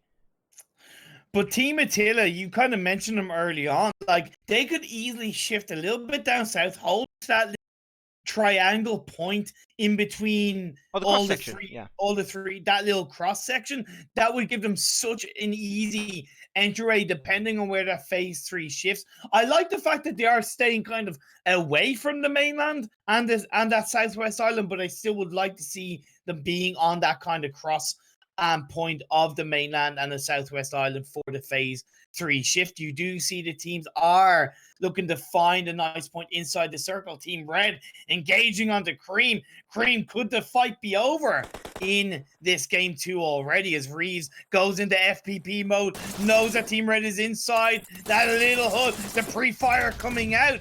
Can he find it? But Kalamos with the grenade gets the job done. Those nades are kind of overkill almost. They just chuck so many, but they get the kill, and at the end of the day, that is what you are aiming for. So that's going to be an extra kill for Cream. Unfortunately, he lost Marley. Got flushed away. Very unfortunate to lose him this early on. He was a big reason why they did so good on that first game on Erangel. But still, 3 members down. They make it a little bit further through, and Cream, they got so many kills that it kind of doesn't make up for it in a sense. But like, if they die out, at least they might be close to their 10-point average I was talking about earlier. So it's not a big F, you know. The payoff look, the payoff is still working out. Lose 1 member. Plus, Sanhok is probably the game where you don't directly need a full squad to do very well in, if that makes sense. Like, we often see Sanhok games where we have like 5 players left, 3 teams, and like you have kind of, you know, individual players from teams left standing because snaking can be so prevalent in the late game. So it's really not the most important thing to have a full squad in Sanhok. Circle shift. Phase number 3. Going to be pretty central. A little bit more on the western side, but Yakuza and Team Warlords, they're going to get pretty close to each other. Hopefully the fight won't go too bad, but the high ground is in the advantage of Yakuza, as they definitely now got the information. I don't think Team Warlords scouted out any members of Yakuza, so that surprise factor could be actually insanely huge. As they're moving on back, going straight for Dale, but that spray, unfortunately, not going too well for JW. Oh, that was such a weak spray. When you look at compared to shots that were coming out from Kalamos from Korean, that was very weak. JW, however, they will look to be able to survive for now. That has put the pressure onto the members of Yakuza, and of course, Warlords will be able to know exactly where they are. The grenade being thrown out by Sans. Another one, and another one. Let's see how it works out. Will it chunk down the healthy Yakuza? But Yakuza are disengaging, knowing that they missed their opportunity. You see, if this was a few seconds ago, that nade, Sans could have got a 4-man kill with that one nade, because they were all clumped up behind one rock, which I think that when you have a high ground position and you want to try and aggress on a team, you should not do that. After, I do understand that they've already forced back. They gave their position away. They're a very passive team, as we do know, Imperium, even though they played really aggressive last game, so it really doesn't prove my point. But they saw the fight. It didn't go far, well for them right off the bat, so they just okay, we missed our surprise factor kind of engagement. We're going to force back on a high ground position, which is a lot more valuable for the long game, and just stay prone there for the time being and avoid any kind of confrontation, because we still have, a pretty hefty amount of members. We lost JW, that's bad. Yeah. They want to play it safe and play it very slow and play edge of circle. And that's actually a really good point to bring up. Compared to Erangel, the first game, we actually have far more players left in this game compared to Erangel. This one, of course, the first game was heavily aided by the fact circle shift on phase 3, but at the end of the day, for Sanhok being a smaller map, having 46 players up, that is going to create a lot of mayhem in the next 5 to 7 minutes. That's Team Dope. They are playing together once again. I gotta say, I'm extremely happy about that, because in scrims, I mentioned it in the first game, if you guys are not here, they play normally very split. But now, with the scrims, it's a really good training session. They started playing a lot more synergistically, and it's been working out for them pretty good so far. I mean, they didn't make a great impact on that first game, but at least their playstyle was good. It was just unfortunate circle rotation for them made it a little bit harder for them to shift. But Yakuza making it back down. They saw that Team Warlords, they shifted away, so that makes a nice entry point for them. There's a compound on the lower section. It's not going to be very rewarding, because you're pretty sure that phase 4 is not going to be there. But at least they just once again playing it very slow, and even lost Ryan a little bit earlier in this game, so unfortunately he's going to be having only 2 members up for this game. Yeah, of course, in this game so far, we have lost. That is PedjaDBoy going out in 16th place, followed by Team Red in 15th, and we did lose top killers. Unfortunately, the last player that was up did go down, and we didn't catch it on camera, but those are the 3 teams that are out so far in this game, as we do lose a member of REXPECT. Carrot gets knocked down, but the return coming out from not B2 very nicely onto B2B. Yeah, that was Wasson with the headshot. So many headshots coming on through, but here it is. Phase 4 shows the top of his head, and it will be shifting over to the western side. Ruin's still a little bit involved. Painan is not going to be there. Most of the team's going to have to shift, so that means Throne, Team Warlords, and Cream, they're going to have to shift away. Cream trying to go down south around that crate. Where's the southern bridge? They can easily go for rotation. I don't think too many teams will gatekeep it, but he's still trying to pick a fight from across that vicinity. Plus, Next are in an absolutely fantastic position in the center of the circle, looking to get a very effective game 2 in Sanhok under their belt. Spectre onto LAKONOSTRA. LAKONOSTRA being punished on their rotation. It didn't go in their direction. Maybe I cast a curse their spot, but they are going to be punished by Czech Esports, who are holding on to the edge of the circle, and Ironi or Nori, is that how you pronounce it? Either way, he's going to throw a grenade. Nori try to go for the Kobe, unfortunately does not connect. Terra still looking pretty strong. They got a nice high ground position. Might get somewhat contested by LAKONOSTRA, but because they don't have the high ground, this is a pretty scary fight. So if they can get an engagement kill with a nade or something, that'll be a great way to try and push up. Addis, unfortunately, getting sprayed on through by REXPECT. They got this nice high ground position. They're not in circles, so this fight will have to end up pretty soon, as the blue zone is indeed closing up on these squads. But B2B, they lost no recoil earlier. Now they're going to have to go downhill. REXPECT could still try and get a pretty nice spray on them, which they're still doing. But the fight back, actually, from Terra is actually pretty significant. I like that B2B are actually looking to head towards a circle, because they know that they've done the damage on REXPECT to kind of push them back. They've given themselves a bit more space. 2 members of REXPECT are knocked down. And I like that intelligent play from B2B. And Terra Esports have a direct line of sight on REXPECT as they're trying to shift. They got Caster and Carrick knocked away. The res is still possible to come on through, but phase 5, when it comes out, you're sure the reses are going to be pretty hard. But there you go. That's going to be a team squad wipeout, and that's going to be LAKONOSTRA getting G-Space eliminated in 13th position, I believe. Wait, am I talking too soon? No, actually, no, it was not G-Space. Still alive. I thought that was actually a flush and a team squad wipeout. They still got 2. It's a little bit higher up north. As you see, LAKONOSTRA trying to hold that position. There's actually 3 teams around them, and they are really struggling to just focus on all these teams. There's only now Hunter remaining. Yeah, it was actually B2B that we did lose as the 13th team, so 12 teams left standing. Yakuza still in this game, trying to take off the members of LAKONOSTRA. That was LAKONOSTRA going down indeed, as Yakuza do get them in from behind. But like I said, the third party coming in, Cream are holding on to the edge of the circle. They have to take down Warlords. Phantom Backfire Sands are close together, but that does make them susceptible to grenades. Grenades will indeed be coming out. Reeves, oh, he just runs past one of those nades, so he will not die out to that one. That was a pretty close call. There it is. Blue is closing up. They're all going to be out of it. Cream, how are we going to play around this shift? Now they're going to take an extra tick damage. Team Warlords trying to play around those walls. There's only one door to exit from. They're going to try and nade it through the rooftop. Kalamos, I appreciate the hassle and the attempt, but it might get a little bit more tricky there. As Team Warlords, they are in a great position, especially knowing we are in third-person perspective. That means you can just peek over the wall, and when they peek out, that's when you just rain it down on Cream. Yeah, these two teams are going to have to fight against each other. Has gone away from... It has gone in the favor of next... Absolutely excellent, but up from the hill, G-Space is going to get punished. Nice vision coming out from Kalamos, and Warlords does get the last kill. That's going to be G-Space out in 11th place. Yeah, even the blue zone was doing quite a bit of work on them. I love Backfire's positioning, giving information, but actually Cream, they're going to go for another side perspective. First knockdown on Kalamos is going to be coming out, of course, for Sands. An aggressive play off Team Warlords. Spray, of course, was the Uzi who has no scope in, and that will not be working out. He gets fought back almost instantaneously, but Team Warlord still with 3 members. What? And they are not looking to take this fight for themselves, but the blue zone is closing up. This is perfect. Yeah, but at this point in the game, you've already lost the circle position. You're going to get punished from the teams that are inside the circle. Oh, by the way, I thought... My apologies. I really thought they were out. They are still in this game. Now they're actually out.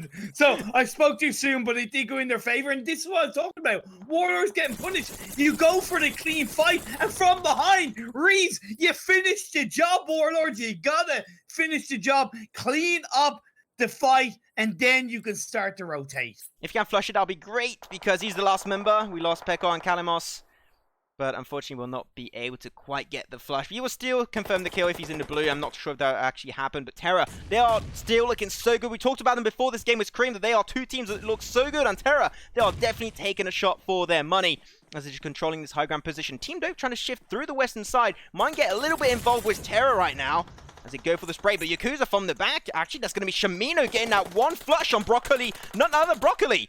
And you take him down. That is so worth it for him.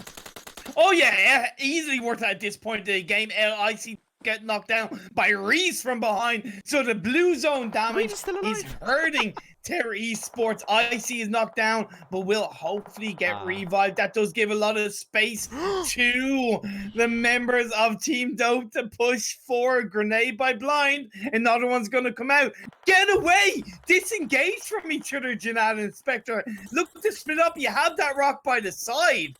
All the while, BGD from Team Dope connecting onto Attila on their rotation from the north side. Yeah, right now this mountainside is valuable at this point, but if it shifts up north, that means all the teams are going to have to go downhill versus Next, which have the compound, and they got the first chicken dinner of the day in Purim, and they are definitely looking to get themselves a second and get a back-to-back win in PMCO EU Spring Split.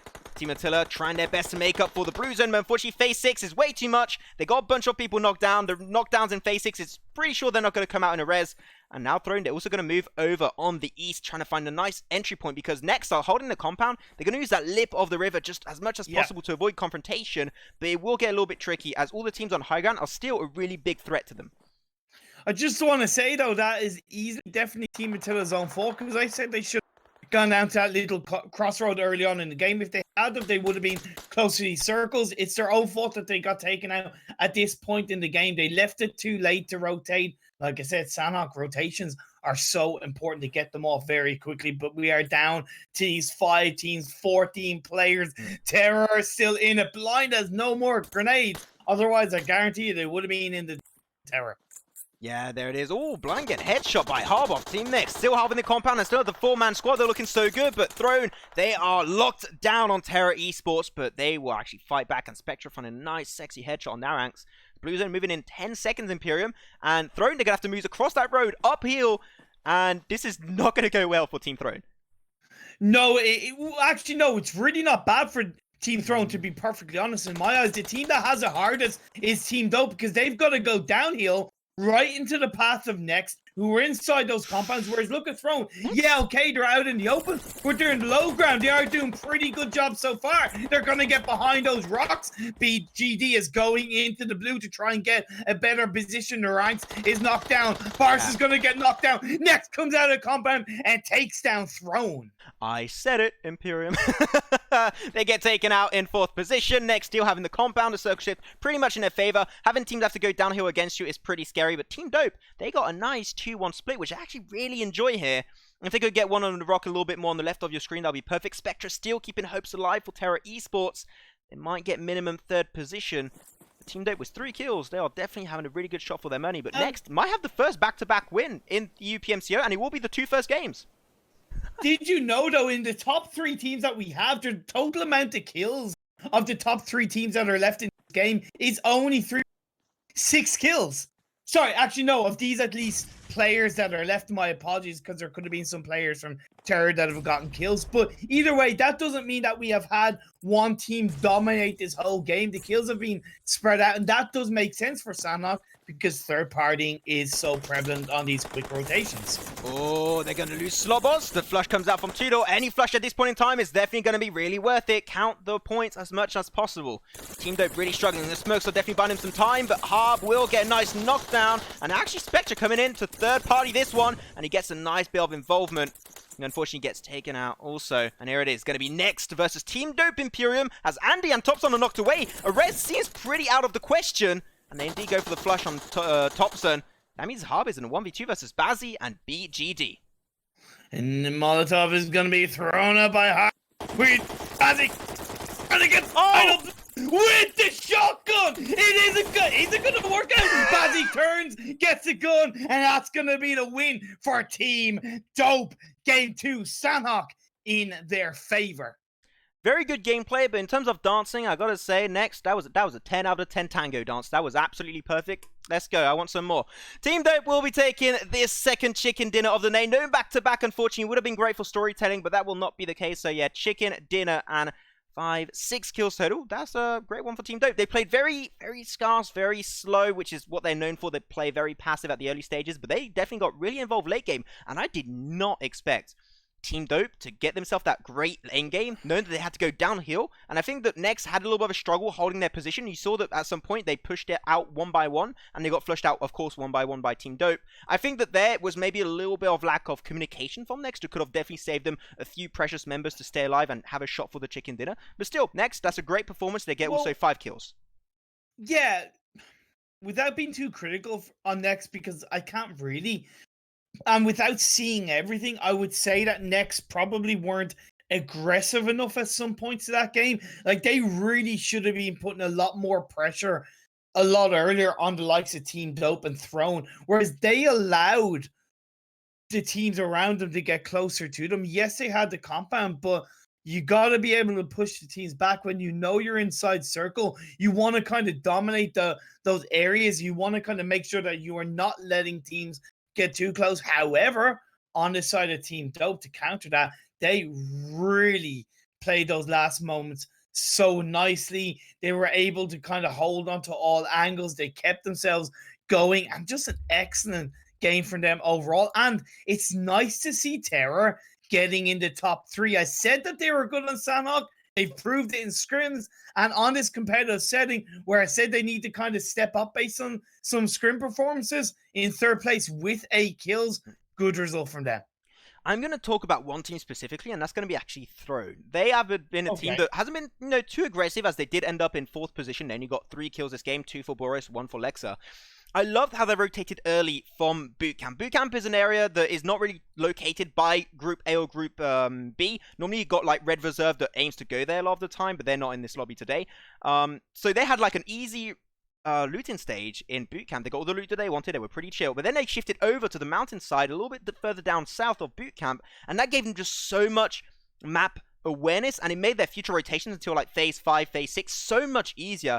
And even though they didn't like stand out because once again they didn't get involved in too many fights, I gotta say Throne, they were the team with REXPECT that had the better rotations on this second game of Sanhok. Yeah, really good point. A really good point indeed. But It was just like Sanhok is always the map where it kind of throws out a lot of surprises. It is, in my opinion, overall the most unpredictable map. I mentioned LAKONOSTRA at the start based on the phase 1, phase 2 circle. Yeah, it didn't go super effectively in their favor. They only finished in I think it was a 12th place, but I still gotta commend them because they got themselves into center circle position. That high ground down the south of Painan is an area where the circle can end up predominantly when it's in that south area. It just shifted up more heavily north.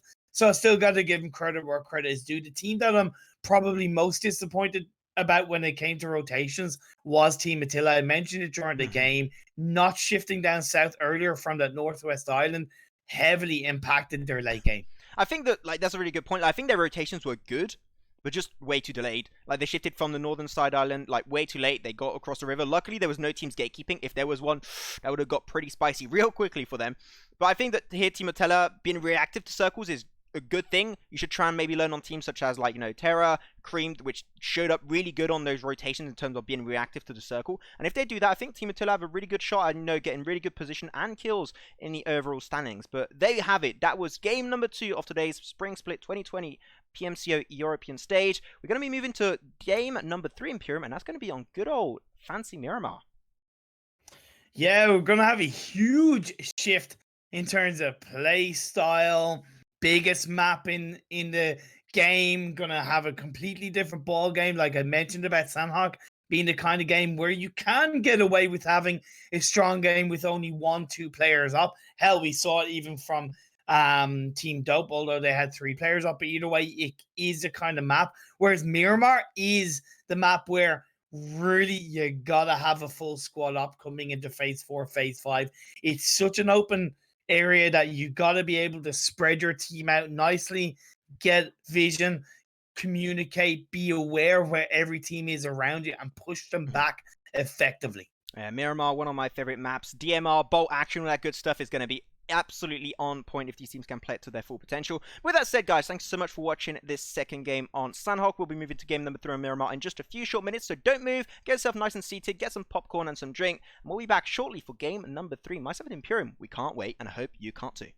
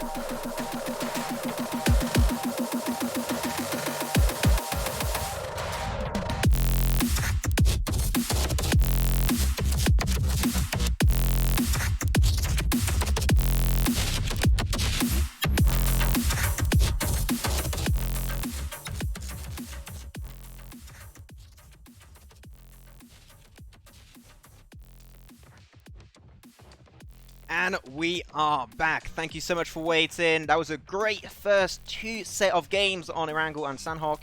And after that, we're ready to jump onto the desert and just nice and sweaty map of Miramar. Myself and Imperium are ready to take you through the action. Imperium, we are back for it once again. Ooh, well. 2 games down, 2 games to go in day 1 of the PMCO EU Spring Split 2020. But before we get on to the 3rd game, let's talk about the overall standings. Ooh, baby. On the tippity top of the mountain, although only halfway there. Sorry, Max. That's mine. With 55 points in 2 games. That's an average of 22 and freaking half points per game. That's over a chicken dinner per game average. And yes, I know it's only 2 games, Max, but you gotta say that's still damn impressive from them.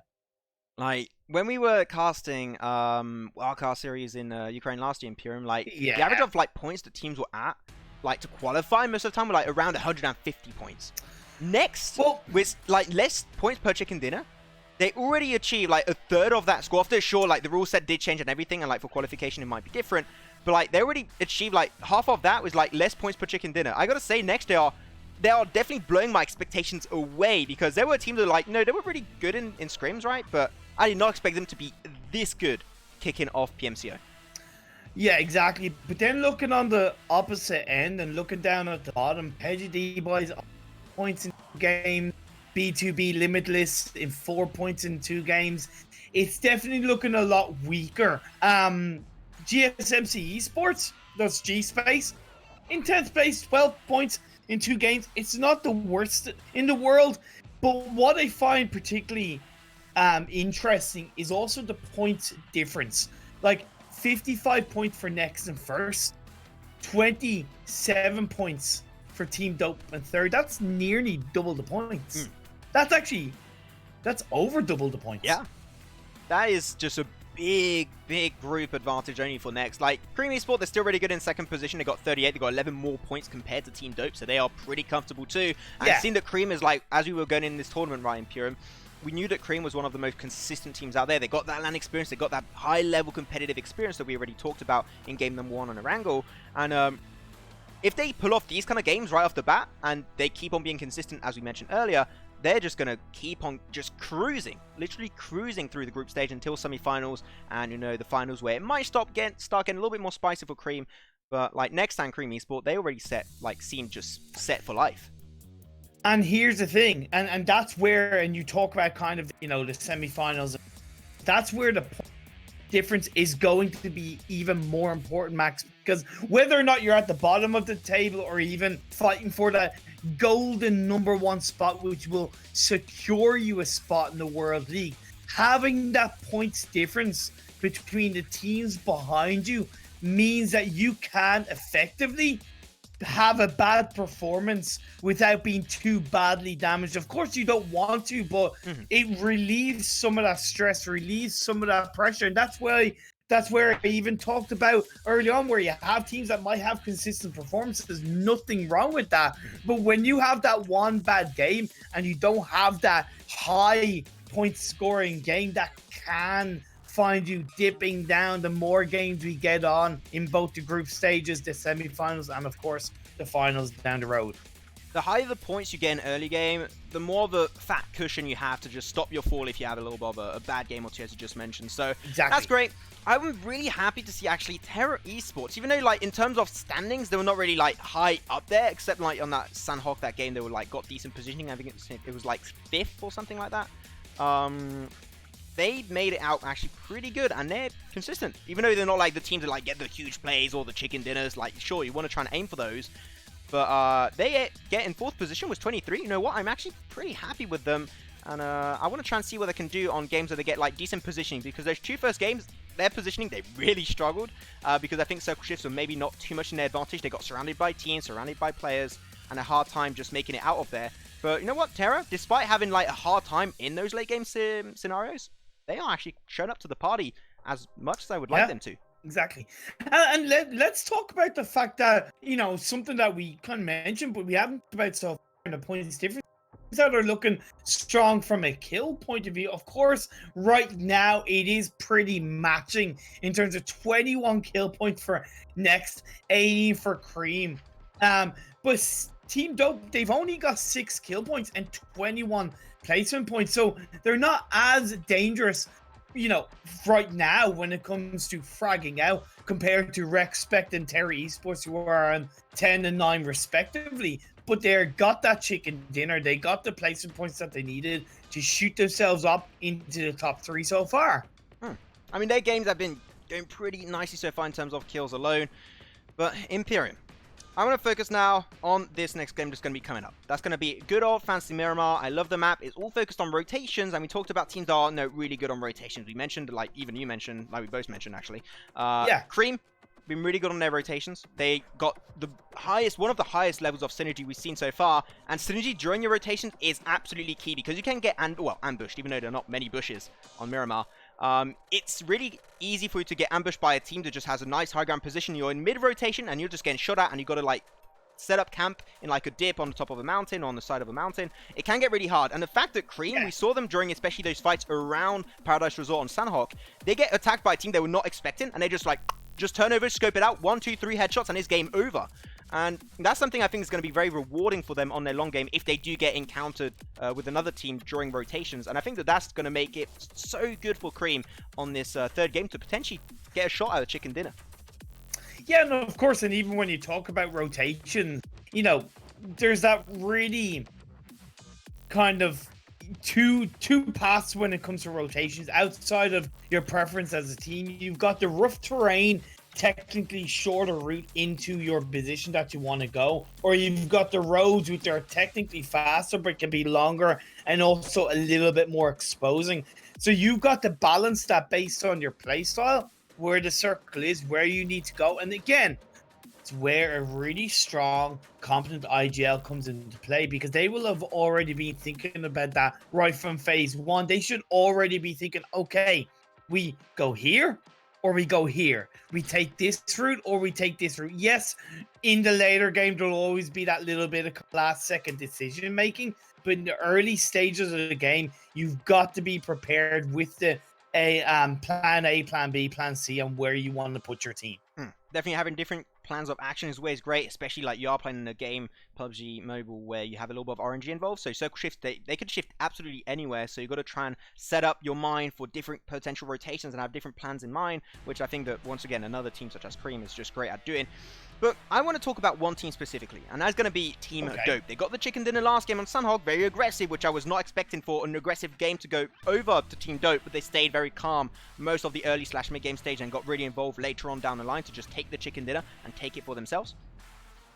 I expect them to have a great potential game here. The reason why is they normally play really split, but now they started playing a lot more synergistically involved, right? And they usually always go for Valdemar down south on the western coast.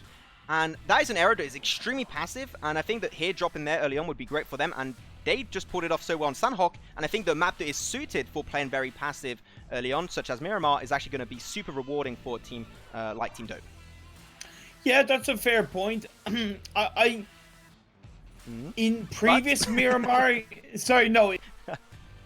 In previous Miramar games, I don't think Team Dope have rotated... At least in scrims, haven't rotated as well as I would like to have seen them rotate.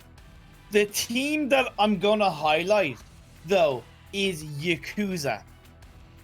Mainly because it's probably very fresh in my head, but we had that one game in yesterday's scrims. It was the last scrim for these EU teams where they got a very nice position. They were front and center circle, right from pretty much phase 1, phase 2, and they rotated really nicely. They didn't get to chicken dinner, but they got a very strong result because of it, and I would love to see that come out again from Yakuza. Yakuza, yeah, they had a pretty nice performance on their Miramar game, but we're going to be slowly loading up into this third game of the day, so guys, don't worry, won't be rambling about for too long. But one team I also think would have a really good performance is potentially Terra, because they always drop San Martin. They might not drop here, you know, this is at least what I did mention throughout scrims. They used to drop there quite a lot. And what's great about San Martin, you've got a nice amount of loot. It doesn't get contested too often because it's a hot drop, so maybe you want to try and avoid it, especially on Miramar, which is a lot more slower paced action early game. And they got so much rotation potential because it's almost dead center to the map. It's kind of similar to Picardo in like center to the map location. But yeah, Terra Esports, because they dropped San Martin and because I don't think too much contestment will be coming out from some of these squads, I think they have a great opportunity to get far ahead, at least in the early game. By the way, I want to know, how many jumps can you do on the trampoline before you fall off? You know what? I actually think my record was like 4. 4? I can't control more Is that than all? 4. Yeah, that's so. What? How much can you do, Imperium? Tell me. I can do 6. 6.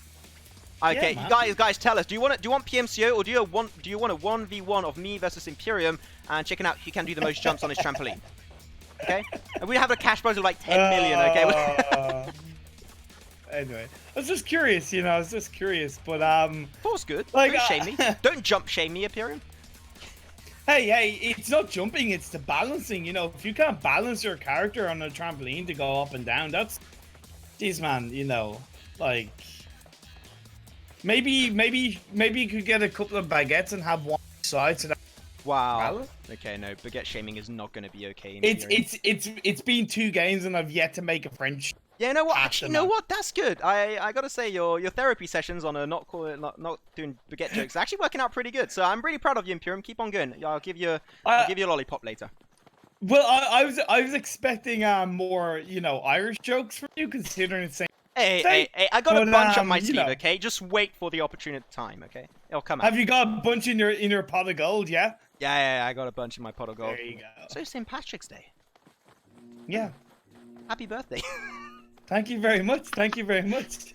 Where St. Patrick drove all snakes out of Ireland, and I think that's the depth considering these games do have snakes. So you know, so the legend is told. But yeah, it's good to have the first day of the PMCO EU region on St. Patrick's Day, considering you know the connection I have with it. But either way, this game is going to be starting off max. The phase, should I say, not the phase, the plane is down kind of south, going from the southwest up to the northeast. It is in the direction where Cream can land on the outskirts of Los Leones, which we both know that's where they love to drop. But remember in scrims, how many teams have we seen drop in Los Leones? Will we see the same today? Yeah, they dropped out early. They're going to try and aim for it. Like, by dropping out early, if you go for a nice light angle when you do drop down to the ground, you can actually get there really quickly, even though you drop a little bit further away. Team Warlords, they're a team that like to drop in Los Leones, and like during our scrim sessions in Imperium, like Los Leones has been like getting, what, 4 to 5 teams on like really, really bad aggressive days on Los Leones. You get just absolute mayhem in that compound. So this time it's only going to be 2. We'll see how that works out for some of these squads. Of course, Terra, they're going to go straight over to San Martin. Might have REXPECT try and fight that early, which would be kind of weird from REXPECT because they're not teams that like to play early. But I like where Throne are currently located. They love playing for Picardo. It's my favorite compound is, of course, Picardo. And by going there, you got nice rotation potential. But that is a very southern playing path, Imperium. Could we have a Minas del Sur and Los Higos finish? It could be. It's inside phase 1 circle. Now, it's not really too bad of a phase 1 circle. The reason why is because the plane trajectory kind of went over the location, so we aren't seeing a lot of teams up north. Of course, Top Killers and B2B back-to-back as well as Next. Yeah, of course they landed up north, but realistically, not too many teams are there. It will be a bit tougher for those northeast teams, Max, because they can shift far to the west, but that's going to take them longer to get into the circle, right? Whereas if they go directly, they're going to be going initially right into the path of the likes of LAKONOSTRA and REXPECT. And if they go down far on the east side, they could catch into some of the teams like maybe Cream or Warlords or even Team Red. What I'm surprised about is actually G-Space, this member that literally just dropped to the ground. That is a really, really, really long drop coming out from them. So G-Space, they are going to be fighting in this compound. And of course, they're going to try and find themselves some early kills if possible. They're going to be fighting mainly against PedjaDBoys. They're going to be a little bit split. But G-Space here, maybe not the most interesting fight because they do not have access to the entirety of this compound. So that means your loot can be pretty scarce and maybe not good enough to take on a fully pledged team fight versus PedjaDBoys to have like most of the compound under control.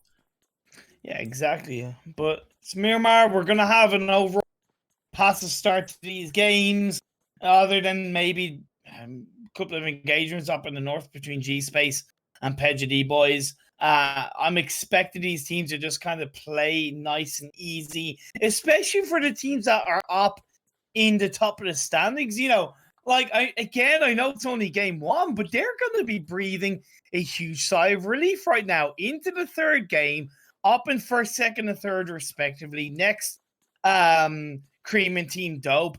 It's just going to make them have a slightly more relaxed mindset coming into this third game compared to the likes of Team Matilda, Top Killers, and etc. etc. I'm really expecting to have Team Attila get way better performance in this game. They're going to be focused on Monte Nuevo on the northwest section, so this should be a nice easy entry point. Surprised though that actually Val del Mar is actually not getting overwhelmed by teams at this point. Normally it's always been an area like a little bit Las Leones in the point of like this player is really aggressive early on, but here's only Yakuza. I also think it's because Team Legend are not in this lobby. Team Legend, they love to drop in Minas del Val, but this time he's just going to go for a really passive early game in Miramar, which is normally supposed to be the case. And I think that also the fact that we had all these scrims in the past, a lot of VOD reviewing of these teams did help them know where teams like to drop, so they can get a nice compound under control, not getting involved in early game team fights, and just get their loot up in their pockets.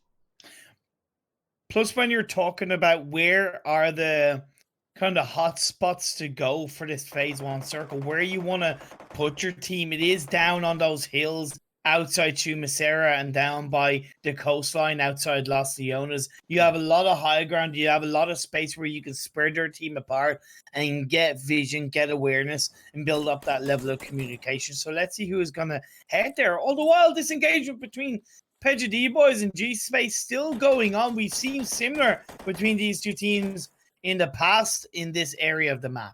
Unfortunately, Herbs does not have a scope on his SKS, which can make it a little bit harder, though Wolves, he has somewhat of a scope on his M16. Gets Johnny up pretty low. Twist is pretty far in the back, same for aim. I'm not too sure what they're trying to achieve with that positioning. But Johnny's just healing back up, trying to run back over to his team. But it seemed like they really want to try and disengage. But I just think that the main issue here, they didn't find a car. And they've got to really unlock in those car spawns. So now they've got to rotate away in the open. And as PedjaDBoys are slowly pushing in their vicinity, they might get themselves in a really bad spot. But they find a car. Johnny's got a car. So now they can shift a lot easier. This should be a lot safer for G-Space. Yeah, nice disengagement coming out from G-Space. Johnny is going to be able to get out of there.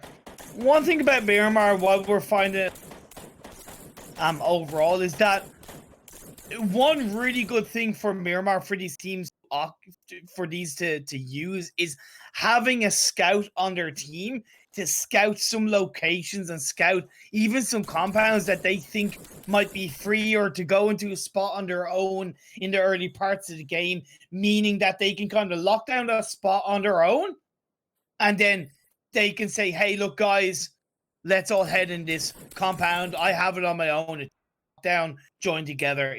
Having a scout in Miramar, I'm not a huge fan of it, but it is a very viable strategy. You see, you have two different playstyles, and Pyram doesn't like scouts on Miramar. I love it, and I think you must have it, or otherwise you might just get completely shut down in rotation, because it's so easy to scout out rotation from enemy teams.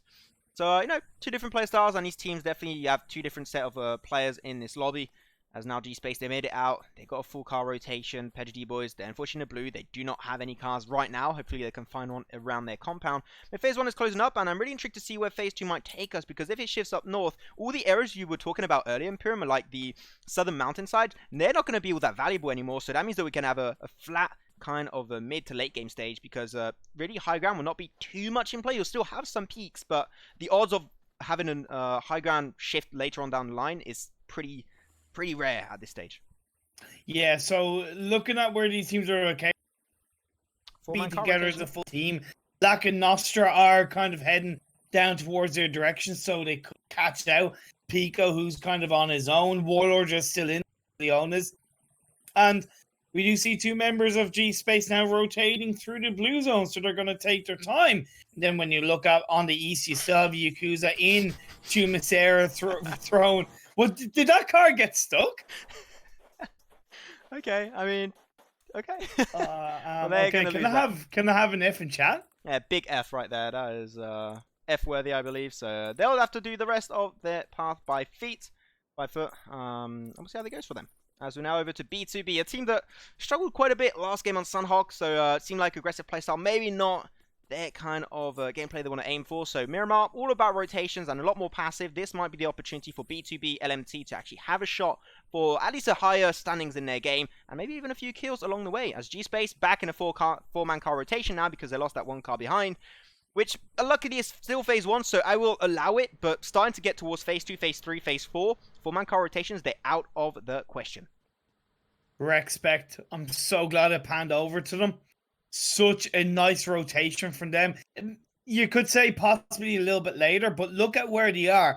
Pretty much dead center in the circle, in the compound. Cream are a little bit split up. So really nice stuff from REXPECT. Yes, it's not high up, but it's still hot property. The phase 2 shifts up. Los Leones, you do not want to be in Los Leones at this point of the game. If you're Warlords, get the hell out of there. LAKONOSTRA can just about stay where they are, but you do not want to go inside Los Leones in phase 2 onwards. Ooh, Shamino is suffering quite a bit of damage. He will be able to just roll his way out of that one. Ooh, car explosion coming out. REXPECT will get B2B a member down.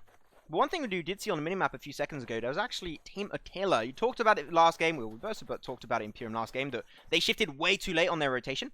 Here, they're pulling off the rotation super fast, which I gotta say, they're learning from their prior mistake on Sanhok, and they act like applying it on Miramar, which, you know, you have to do on Miramar because it's even more about rotations. So Team Attila, learning curve, really good. I do enjoy it, but trying to rain it down on the team that's right in front of them. I don't even know who that is, but trying to get them shut away. As Terra. It's Terra, I think. Was that 2-2 split from Terra? Maybe. Yeah. I think it was Terra's Terra. Now, in saying that, in the kind of center, just the outskirts of Los Leones, we have seen Cream and LAKONOSTRA go at each other. I believe at least one kill has gone over in the favor of Cream, but Terra Esports are joining them close by, and now Attila are going to be able to be spotted out by Throne. Who's going to come out on top of that engagement? We will find out. But yeah, it wasn't actually a kill. It was just that knockdown, as an LCO does knock down a member of Cream, but Marley comes in, confirms the kill, point in the favor of Cream. How Marley doesn't die there? He just starts between the bullets. Like, that spray should have connected 10,000 times, and it did not connect even once at the very end. But there you go. Has enough time to get the first aid. Cream maybe has to try and cross the road. You're going to have Kalimos doing exactly that with the buggy. Makes it through. Now can be our direct assistance to Marley. We'll try and get the res back up onto Pekka a little bit higher up on the compound. But Redex, not quite willing to give that one away. Trying to molly him up. But I love the position of Reeves right now. Just allowing his team to push forward. Give them information and also backfire just, you know, assistance overall. But Team Warlords on this side of Los Leones, they could try and get involved. Honestly, it's actually a really bad position for at this stage of the game. They gotta know that teams are gonna. You don't want to beat it up. That's exactly poor play from Cream and in this game. I don't like it, although Pico is responding, knocking down backfire. Is it going to be too much? They're pinched between these two teams. Kalimos doing his best, gets one knockdown, gets the second knockdown. The man's a beast, and now there's one man that's standing. The squad wipe comes through. Kalimos, bow down, my friend. Kalimos, no words, just...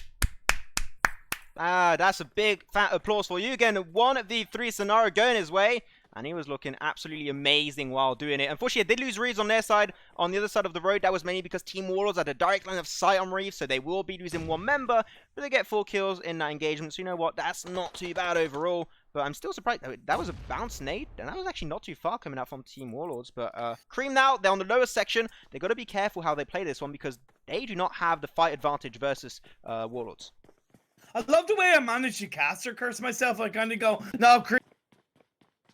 But what saved them was that knockdown onto backfire that instantly pushed back Warlords, which meant they were able to focus on the team fight. Of course, you can't deny the fact that Kalimos was actually the man of the moment, the beast from the east, whatever you want to call him. He was absolutely phenomenal in that moment. Either way, Cream will have to respond really swiftly to this circle shift going down south. REXPECT instantly responding with their rotation of their own from the east to head into center of the circle, as Kalimos has an M24 in his hands, ready to pop a couple of heads off. Trying to get them, but Team Attila there, the team that rotated a lot earlier than how they usually did in last game. But they're going to get involved with Yakuza. They already lost one member. They spawned, it was only 3, unfortunately. That's going to be Pamasit out of the equation. Nade going to be coming out. Oh, okay, that's an F also for the nade. He's going to get breached a little bit by Ryan. That's a really nice potential engage on him. But he's going to have to be the one to help out his team rotate. But he's going to go for the rush in. Ryan is going to try and get the one-on-one versus LKL. Another nade comes out from the other side of the road. But Kale really struggling to hold his ground as he just stops on moving in the middle of that fight. You always got to strafe because you want to try and dodge as many bullets as possible. And of course, Ryan is straight up going to go for that flush. And 1 extra point for Yakuza, up to 2 so far. But that was overall just better pre-firing that came out from Ryan at the end of the day. I know that he had the dip in the corner, but at the end of the day, he still pre-fired, and that was what got the kill for him in the end, outside of the lack of movement towards the end. But either way, Yakuza will be able to fire off. They are not inside the circle. They are quite a little bit further away. We are seeing teams rotating now as ATL. Attila gonna start getting punished. Czech Esports driving on through. I think that was the end of Attila, if I'm not mistaken. That was the last member, so I believe that was Attila taken out of this game entirely. Throne slowly going to try and move their way downhill. They want to try and find a better position, which I know they're not too far from doing it. They are pretty close to a nice spot. They got some high ground position, a lot of good terrain, but G-Space, Top Killers, PedjaDBoys, they are all clashing, and it doesn't seem like it's going too nice for any of these squads. Let's be honest, though, they're putting it. It's their own fault while they're getting put in those situations. Like, they're not rotating quickly enough. They're fighting outside the circle. They're fighting in the blue zone. It's just really not competitive strategies. I do have to agree on that. It was a little bit of a weird one, but Team Warlords, they shifted even higher up, and we'll have to see how that fight can potentially come out for them next. They got 2nd position last game on Sanhok. It was a pretty decent kill count. First game was a chicken dinner for them, so we'll see if they can get the delayed back-to-back win here on Miramar. But really, Terra, Cream, the fight is looking at pretty much dodgy for these squads, especially Cream, that they're in an open area, and if they get attacked from the backside, they have no way to protect themselves. So it's looking good for them right now to just face up against only Terra Esports, but they're not set up for victory if another team just gets involved with a third party. Plus, the circle shift has gone to the east, so those are not inside the circle. Look, I'm sorry, but the players are into the play zone. They just don't even mention. I'm sorry, but you just, at this stage, PMCO, you just don't want to die to play zone in what, phase 4? No way, get out of here. But either way, Cream will look to get out of there by rotating. The muscle car is smoking, but they are just about surviving. Just about. Peko just so low. 1 bullet could do the work. Back over to the fight of Throne. Down to 2 members. The res will normally come on through. Alright, they want to try and rotate. But Cream, they jumped out of the car. They can try and get some good fight happening as REXPECT. They are finally going to be doing their move too. Playzone is claiming even the lives of Bimby of Yakuza. So the highest kill feed, like the highest KDA for this game is potentially going to be the blue zone. As Cream Marley just trying to buy some times with those smokes. But really unfortunate to see Kalamos go down when he just one-handedly just carry that fight. Yeah. I absolutely love seeing that coming out from him. But yeah, he's going to be out for this game. Very unfortunate. But we'll see him back on the last game on Erangel.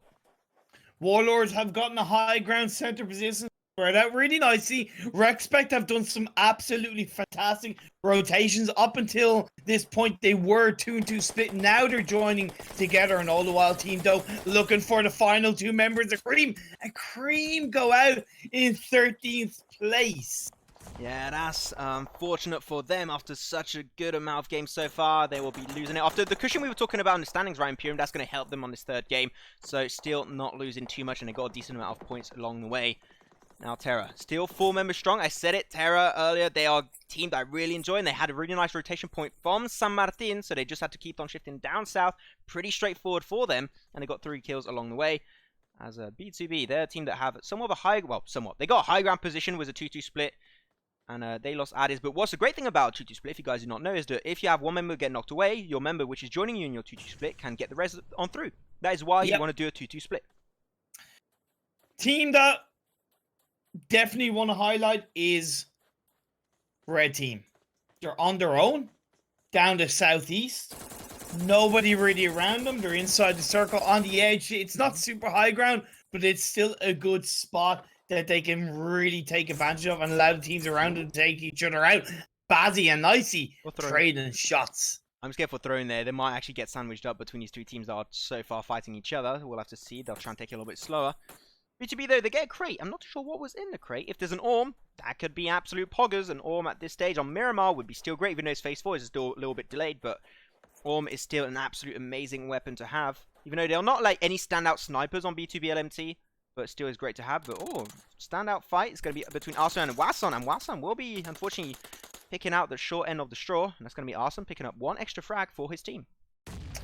But the rest of B2B, sorry, the rest of REXPECT are there. Why did they let him go down? That's a little bit of a miscommunication for REXPECT in my eyes. They've done a great job so far of rotating up to that point. I do kind of wonder how they ended up getting to the point where they did lose Wason. Still great job coming out from B2B Limited Arso. He's one of 2 players that are left standing, but they're nowhere near each other. As look at that shift up north.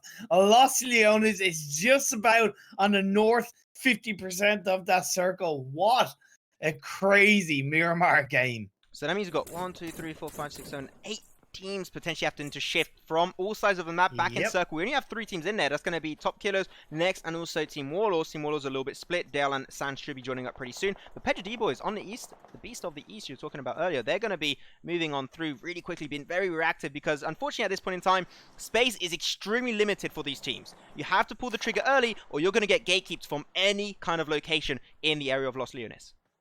Yeah, and look, I'm still going to stand by my point of view. You don't want to be in the city after phase 1, phase 2, but it has shifted in a direction where a bit of city is in place, so it is going to favor north. And remind the fact that G-Space and PedjaDBoy, 2 teams who were up north and players were dying to the blue zone from, have managed to get inside this circle as a team red have been knocked down and out on a couple of members outside the circle. Yeah, they will be eliminated. Team Warlords still in their high ground position. I love where they're located, actually, Team Warlords. I think that currently they're just very passive. A few teams could potentially shift from the south towards them, so they've got to be very cautious and check out their dead angle where they can't see from. They are looking really good in this game just to get also information where teams are located and to avoid getting engaged in too many skirmishes. But Team Dope, they are going to have to shift through the southern side, located right next to REXPECT, and the fight might break out as they slowly climb uphill. Plus, you've got that last member, I believe, of B2B Limitless, although he is shifting towards the east, so getting away from that could play a bit of a part. But REXPECT now are going to go towards the edge of the circle, going up against possibly Warlords. Have they spotted and covered their backs, or are they going to be caught out? Although the third party could come through from Team Dope. You did mention it. Smoke's being thrown out, creating that trail. Carrick's on his own. Has he been spotted yet? Not quite. As 2 doors looking for him. Jervy finds a shot. Yeah, but unfortunately, REXPECT, they don't have any protection, and there you go. That's going to be REXPECT just taken out like that in 9th position. And in the snap of a finger, Imperium, we lost like, what, 3, 4 teams? We'll have to check out a little bit which ones went out because that went so quick. As now they're slowly able to move up. But Team Warlords is still going to be their next boss to try and overtake. But it seems like Sans is not really looking in their global direction. At least he's not getting involved. But I think he should at this point. They're trying to go uphill. You have the high ground position. You should try and use that to your advantage then. Phase 5, Blue Zone 2, now Phase 6. As BGD is now going to be pushing up on his position. Sans would have heard the shots. The communication has gone through. The dip coming through. But the blue zone is doing the damage. That's going to him being going out. Bazzy and blind. The first aid kit coming through. No, he doesn't want to peek too heavily. It's good play coming out from Sans. Was he pre-firing enough? Just about. And Team Dope are going to go out. Warlords, nice play from them. The reason why I wanted to try and flush them ASAP is because really, otherwise they would all die to the blue, and those would be like lost points, and I think they're the team that really needs these kind of points, Team Warlords. So now they still lost no members in that skirmish. That's great. Sans gave the information maybe a little bit too late, but at the point did come on across. PedjaDBoys in their compound. They are surrounded by roads, Imperium. If they do not have any kind of utility, because of the positioning of Team Warlords, I don't think PedjaDBoys are going to be in a great position on their next shift.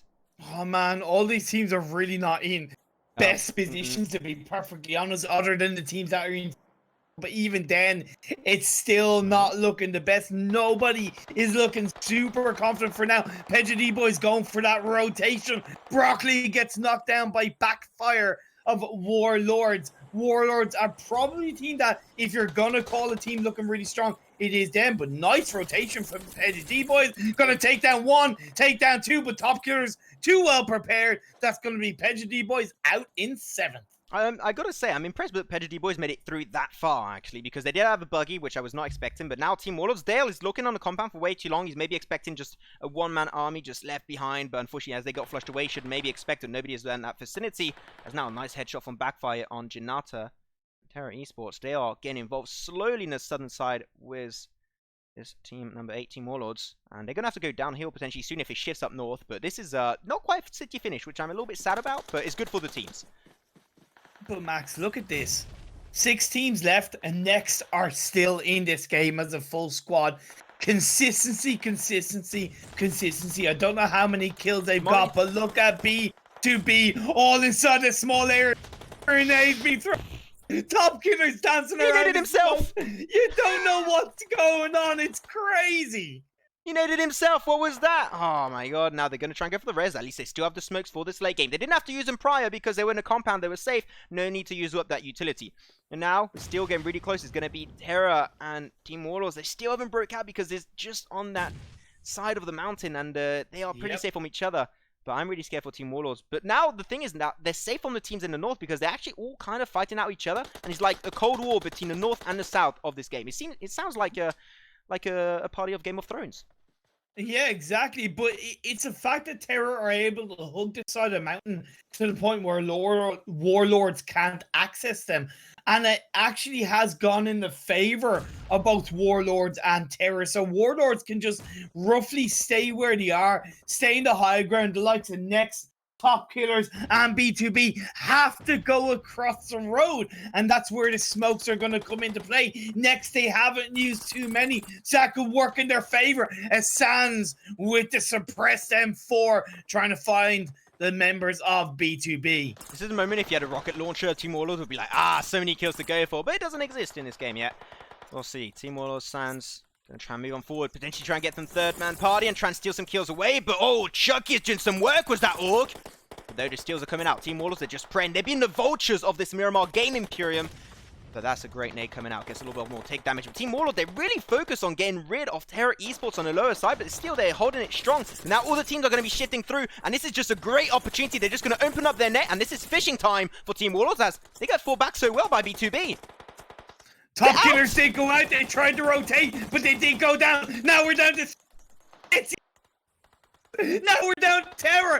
Next and B2B. Next have done a fantastic job to go across the road. It was hard on top of that roof that gave the members of Next so much space to go across the road. And now Terror, who are hugging the side of the mountain, Max, they can peek, they can shoot. And how the hell have B2B managed to stay in this game with 3 players? It's unbelievable. I have no idea. They can still go for the res on no recoil. I mean, they got some smoke that is giving them a little bit of cover. Chucky will be the one to go for the res. Back to 3 members. Every member counts at the late game stage to try and secure that chicken dinner.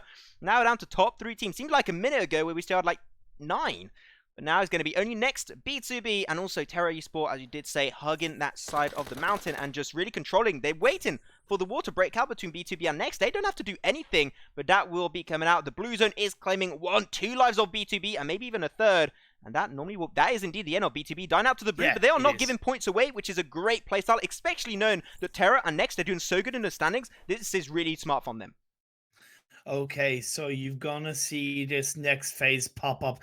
It technically goes in the favor of Terra Esports just about. Next have to disengage away from the side of the mountain. It is 3 against 3. So as much as Next have gotten a chicken dinner so far, they have gotten a second place. I would easily put Terror at a point where they can get this chicken dinner.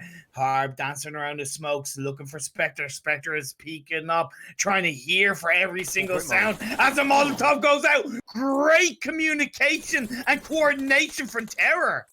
Damn, random smoke Molotov coming on through does get him down. Not flushed out just yet, and those definitely give him some time, but Slovos were playing way too aggressive there. I don't know what was really happening. I don't know why he pushed so far, but here it is. Now it's going to be on the only hands of Andy, trying to get Hart back up. He doesn't have time to do so. Goes for the spray. Andy replicates so well. It's going to be a turn into a 1v2. Going for the spray through the smoke. Icy not able to make it work out, but there you have it. It will be game number 3 going over to none other than Terra Esports. And I talked about it earlier. They love playing on Miramar. They are a really good team dropping in San Martin, but this one absolutely paid off as they get 8 kills for themselves.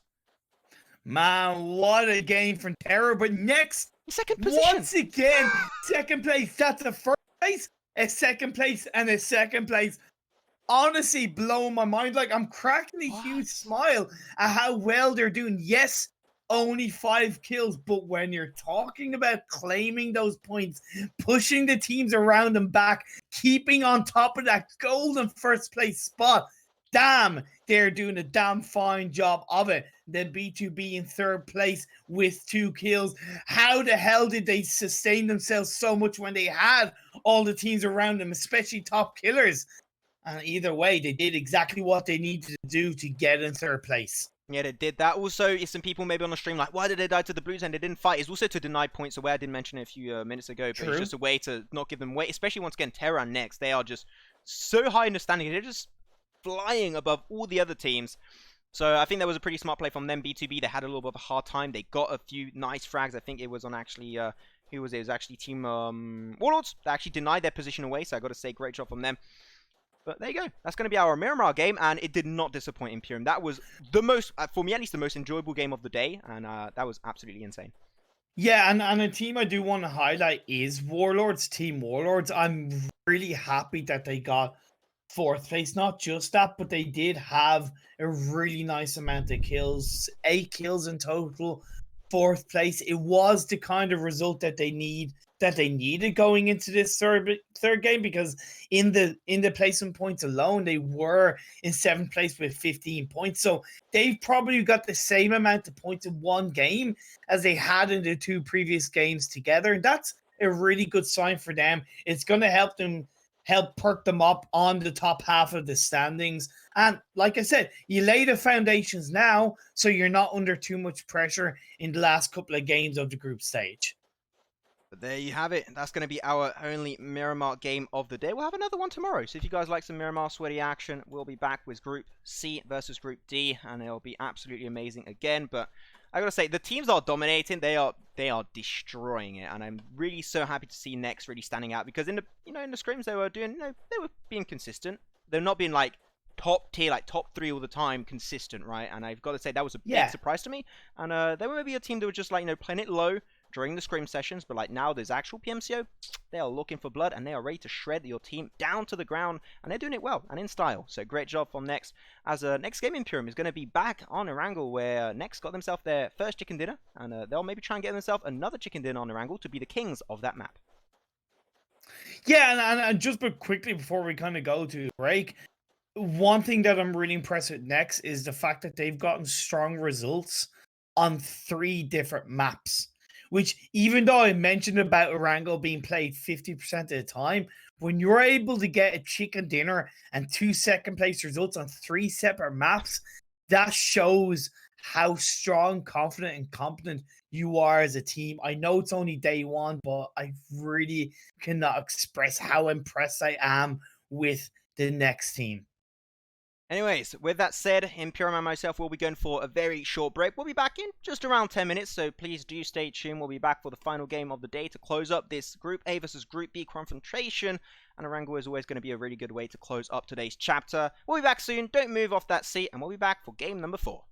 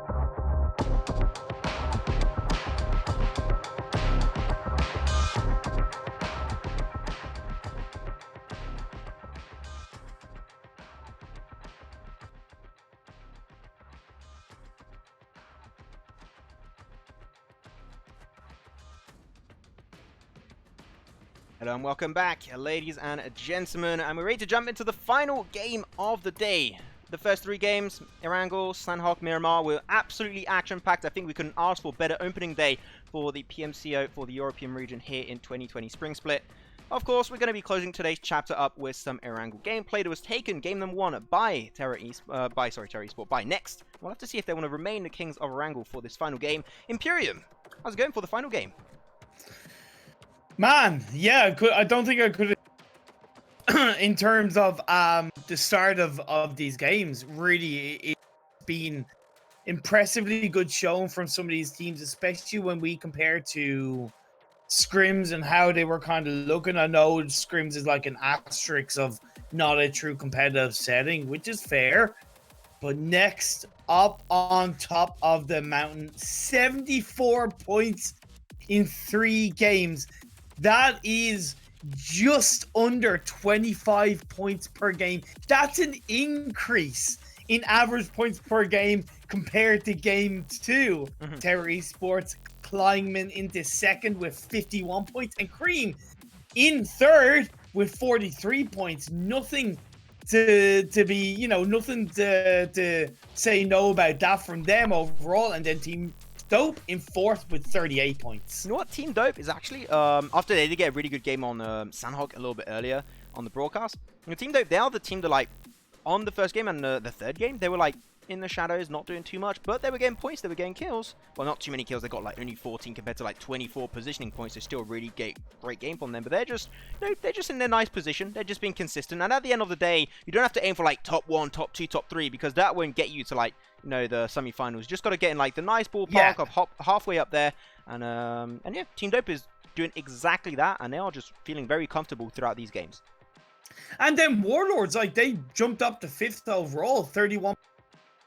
Really nice result from them. And then I want to highlight, I know I mentioned them already, but Cream, they're the only team in the top 3, top 4 that hasn't got chicken dinner, but they're still up there. So that shows their level of consistency. So really good job for them. Plus, they are the only team in the top... Actually, they're the only team in the top 9 that have more kill points than placement points. Yeah, they're a team that's getting so many frags because their positioning, their shot calling, their synergy is absolutely on point. So they can pick fights almost any time because they are ready for it. And that's definitely shown up in these current standings. 21 positioning points, 22 kill points, up to now a total of a good old 43. And they are looking really strong. They had a great performance earlier. Let's not forget on Erangel Imperium. They got himself in 2nd position thanks to Marley. And now they're going to be going into another Erangel game. They didn't get chicken dinners today, as you just mentioned, so it shows their consistency. But, it still feels good to have that chicken dinner. It's like, it's MLG montage worthy. So I'm sure that Cream, after that, 2nd position first game, they're going to try and aim for the tippity top of the mountain right around the corner just about now. Yeah, of course, and that is another aspect. Great to be in a fantastic position without a chicken dinner. Again, I know it's only day, but if that continues, like, that can also weigh on your mind as well. It's like, oh, wait, can we not close out a game? Can we not get that chicken dinner? Because these teams, that's what they do fight for. They fight for these chicken dinners, game in, game out. They fight to get that elusive first place spot, even though it's not always about that. So if Cream, like, if they continue on and they don't necessarily get, a chicken dinner or a lot of chicken dinners, that could kind of weigh on their mindset, because when you get to that final stage, when there is only 8 games, that's when the chicken dinners will matter the most. Exactly, Imperium. So we're going to be quickly shifting over to the gameplay overlay. Here we go, checking out the last little bit of PUBG Mobile we have set for the day. It's going to be great. Can't wait to see which team can take this one, but I'm going to be keeping my eyes just locked on Next. I want to see if they can hit a 100-point bomb on one day with only 4 games. Right now they're on 74, they're 26 points away from hitting 100 bomb, and I have never seen that in the world of PUBG Mobile in other regions than China, of course, but in the European region that has almost never happened, I'm pretty sure. And Next, they're going to try and beat that right now. I know it's only day 1, but it's within reason as impressive as performances we've seen from Team Unique in the past, from Deformia and Meditari in the past. So, it's really good shown from Next, hitting that 100 mark, in day one. I would also be curious to see how that will compare to other regions down the line. But either way, we can speak about that as it does go on, as we are looking into the last game of the day. The playing trajectory is going from the north to the south. Novo is in play, as is the likes of Farmland. We know Cream like to land and split drop down by Farmland. That's going to be easy access for them. Where are REXPECT going to go? They might look to go to Zarki because that's where they go if they don't have access to Primorsk. Yeah, that is indeed where they're going to go straight off the bat. Not too much of an issue. Severny, as you know, OVN Esports are not located here. They're not going to go.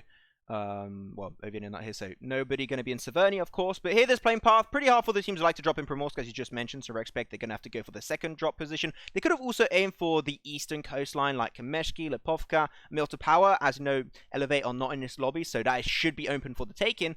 Anyway, it seemed like a pretty even spread of these teams on this playing path.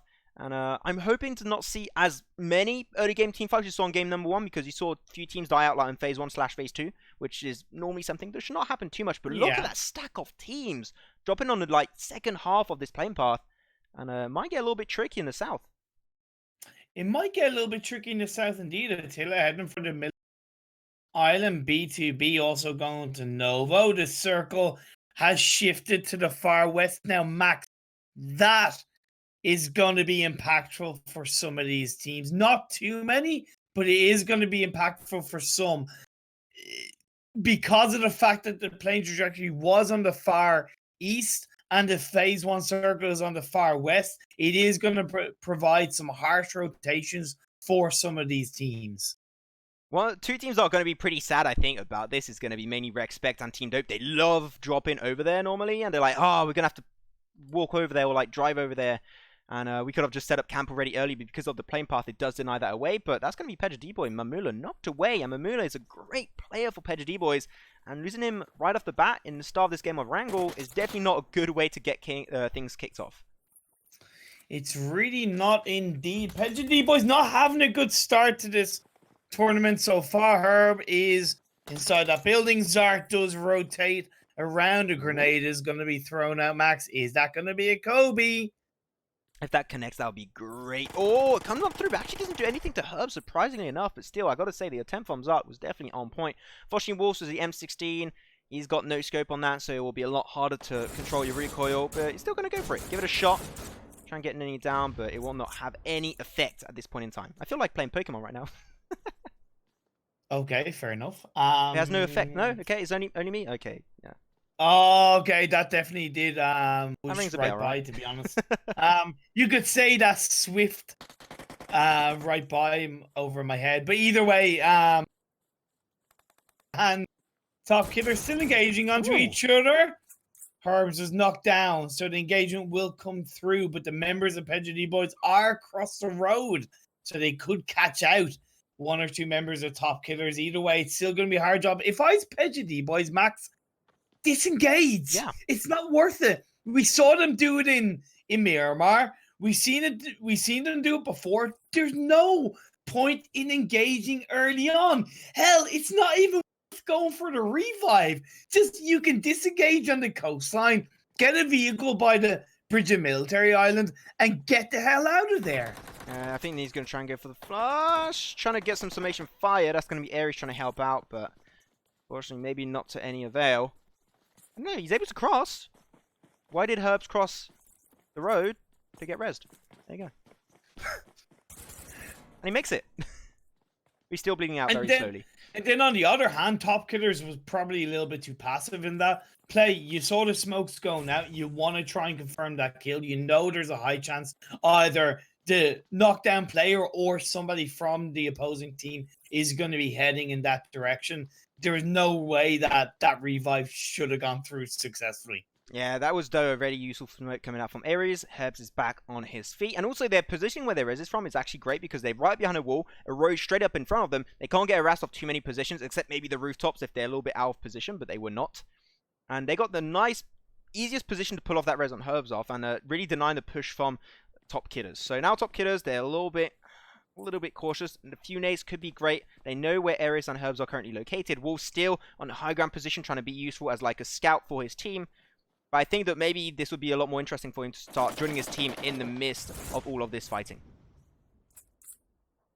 All the while, teams are looking to rotate effectively with the hard shift on the western side of the map. The two teams that I worry about the most outside of Top Killers and PedjaDBoys is easily Yakuza and Warlords, Max, because they're going to have the hardest shift inside the circle. The reason why is because LAKONOSTRA, they're not a team that like to rotate super duper early, and they are technically camping the edge of the circle on the east side outside Rosshawk. And then you even have Team Red that are a little bit further down just south of Potato Hill. It is going to be a little bit harder for those two teams in Yazan to rotate into the circle. Also, we do know that like Team Warlords versus Yakuza in Yasna Napoleon is like one of the biggest rivalries we had a chance of seeing in the Pro EU Scrims Imperium. And they used to fight a lot at the start of the scrims, but now on the later stages of the scrims, on like the last few days, they really avoided confrontation as much as possible. And that is great because Yasna Poliana is a compound that allows to have neighbors. You can have up to 2, 3 teams even potentially if you push it really to its limits. Yeah. And they are just now playing a lot more passive, and they understand each other. It's like not really, they're not like playing together in a sense, but like they are almost just being respectful in the sense, okay, you don't fight me, I don't fight you, we can rotate the circle and all will be fine. Okay, I don't know why I took that accent, but there you go. But you know what, you couldn't have said it on a better time as engaged away from the west side of Yasna. So yeah, you spoke it perfectly, but they are going to get a little bit closer to LAKONOSTRA, who've rotated from Rosshawk down to school. They will hear those vehicles. Let's see how it pays off for Warlords. They are riding high after a great game in Miramar, pushing them up to 5th place overall in the standings on 31 points. But look at these teams starting to rotate through. Next, in the center circle, as they usually go inside Gaka, Mac. It's all really just picking up as we expect it to. I really do like where some teams are rotating. No teams on the western coastline. I'm actually really surprised because that would be great. Mainly because Team Dope did not have their little, cherry on the top compound on the coastline that they really love to play with, and because the playing path was not really to their advantage on that point. But now PedjaDBoys, they're going to disengage. They got 3 members. They got 1 res back up on Herbs, which was lucky from them that they didn't get flushed away by Top Killers. And Top Killers not seeming to chase, but at least trying to get himself a position in circle because they are in Milta and they're pretty far away from this next position. By the way, I gotta say, I absolutely love that Season 12 Royal Pass car skin. Sleek, right? I really like. I actually got the Royal Pass. I'm ever getting. Look, why not get something splash out from that point of view? And I absolutely love it. But now, G-Space, next, Gaka, in comes the throw. Zandy gets down. So does Top Aim. Is this going to be the end of the run for next? Although Slobos will disengage. Will he go down? Is this going to be the surprise we were not expecting? As next lose 3 of their members. They weren't prepared for that compound breach. Damn. I mean, Next had the compound for like a few minutes now, and I don't even remember now the compound even being in the hands of Next from the get-go. Like that was straight always over to G-Space. Jumps down, Slobos. Hey, you know what? Nice job. Okay. Nice landing. But Cream gonna go for the research tower. To be honest though, realistically, to be critical, they were caught napping.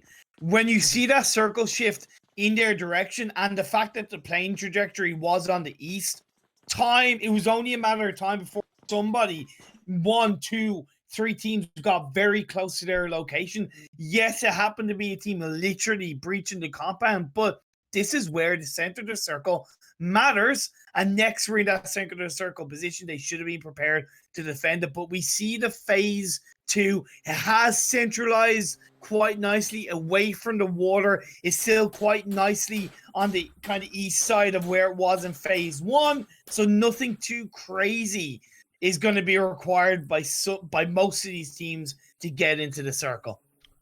B2B, pretty split around the board. Not too sure what's currently happening, but hopefully be able to make it through. Make it to a better position.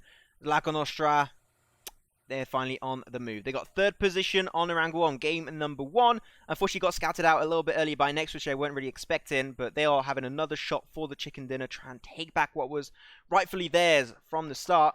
As Team Warlord, oh, this is turned into a Mad Max action film Imperium. Oh, Michael Bay is in the area. Aries just get knocked down. The rolling. bombs are going to be exploded. Is there former in the way as PedjaDBoys will weave in and out of those bullets? Oh, they do have gas or not? I don't even know if they do.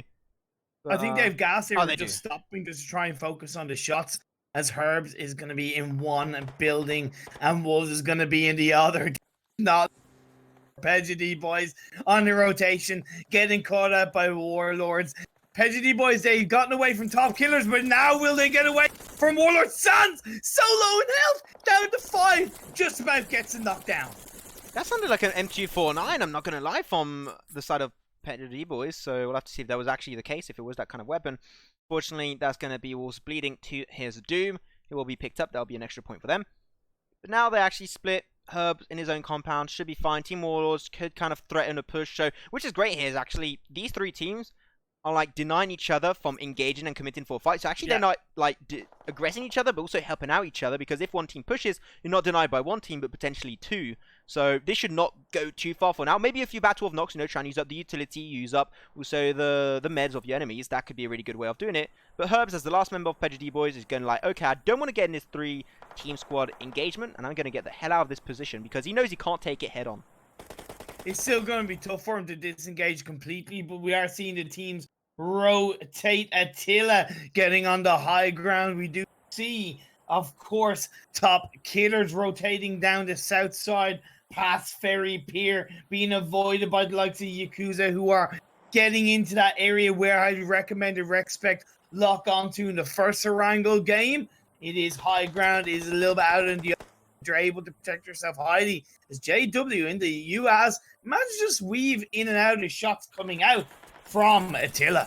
But a lot of teams are around there, as Attila indeed will be taking a few summation shots. Unfortunately not too much of an impact in this fight. Still, 16 teams alive in Pyram. This is like the early game I was expecting on game number 1, where we lost, like, unfortunately 2 to 3 teams pretty early. Here we still got 16 teams, 56 players. That is a pretty nice early game stage from these teams. Definitely, improving. And I think that first game also a few teams maybe played the respect card. Like, okay, I know that here at least it's going to be a team. I'm going to go for another drop location and hope for the best. And that worked out for most of these teams. Maybe not a few, like Herbs didn't quite work out for him, but circle shift. Ooh! Oh, Max, that circle shift up north. What a kick in the face for the teams down south. It's not going to be too for terror. Is a team going to hold Everest?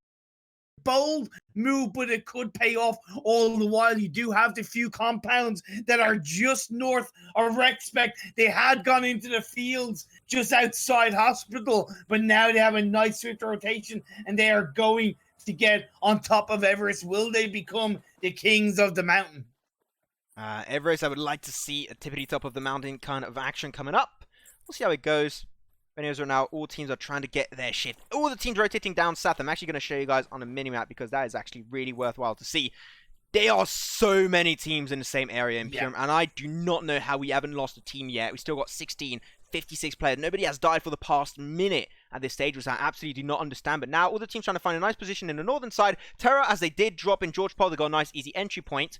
So they're not too much of a bad spot. And Dope, as they rotated away from the north of the map, they also got a nice entry point. But now, so many teams in these open areas, in these fields, and with so many compounds around, this could get really sticky for a few of them. But here's the thing, because there's so many vehicles rotating out, they're kind of cancelling each other out, because the teams don't know where to focus on. However, Peko has been knocked down. A member of LAKONOSTRA also got knocked down. So Cream in the dip. All it's going to take is 3 or 4 grenades to get the better of Cream. However, they're going to fall back to push back the members of LAKONOSTRA inside the airfield dip, as the members of LAKONOSTRA try to get the revive up to keep themselves up as a full squad, Max. I don't know who popped those smokes. If those smokes are from Cream, they're great. If they're from LAKONOSTRA, they're not all that good, because they deny visibility away from their little dip, which I think is a position you want to try and use to its full potential. But Marley going to go for that nade. Will it be a Kobe? That is looking pretty good for me,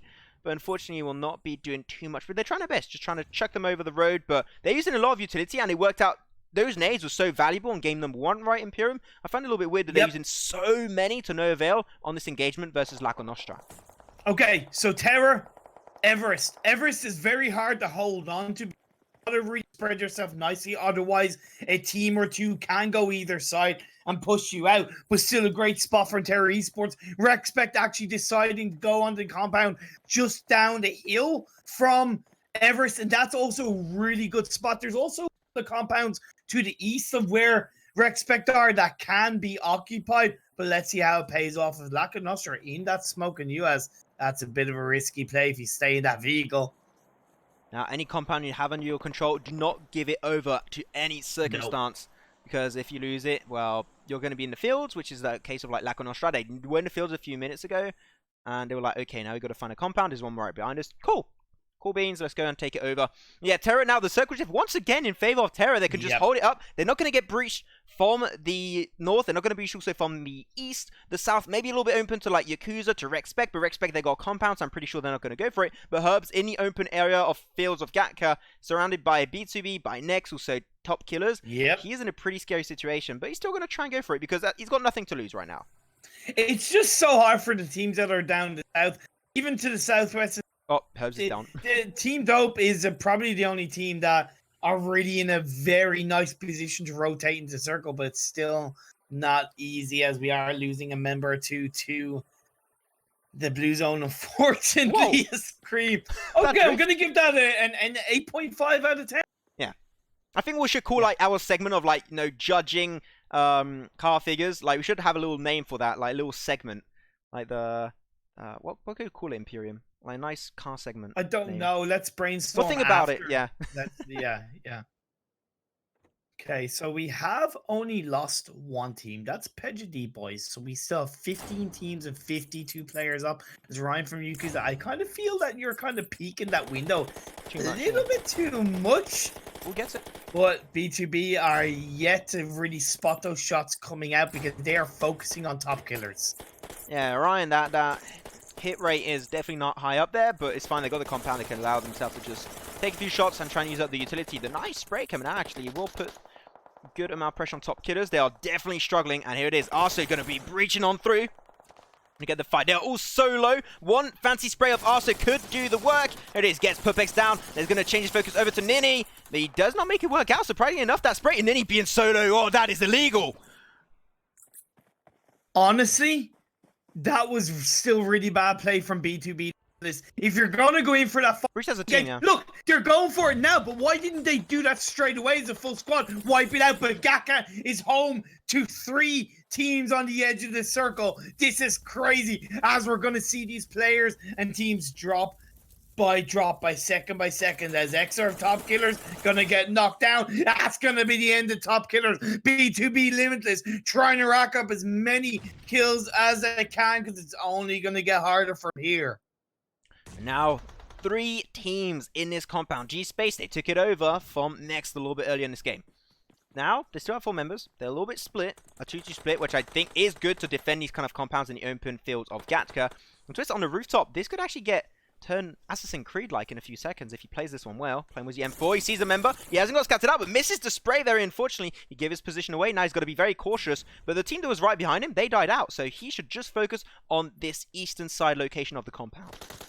Yeah, but G-Space can still third party from behind. It's still very risky from the IGL of... Actually, no, sorry, Sorry, so there are different teams. Twist gets knocked down. Good stuff coming out from Warlords. There is a reason why they are currently find themselves in 5th, and that's going to be the end of Twist.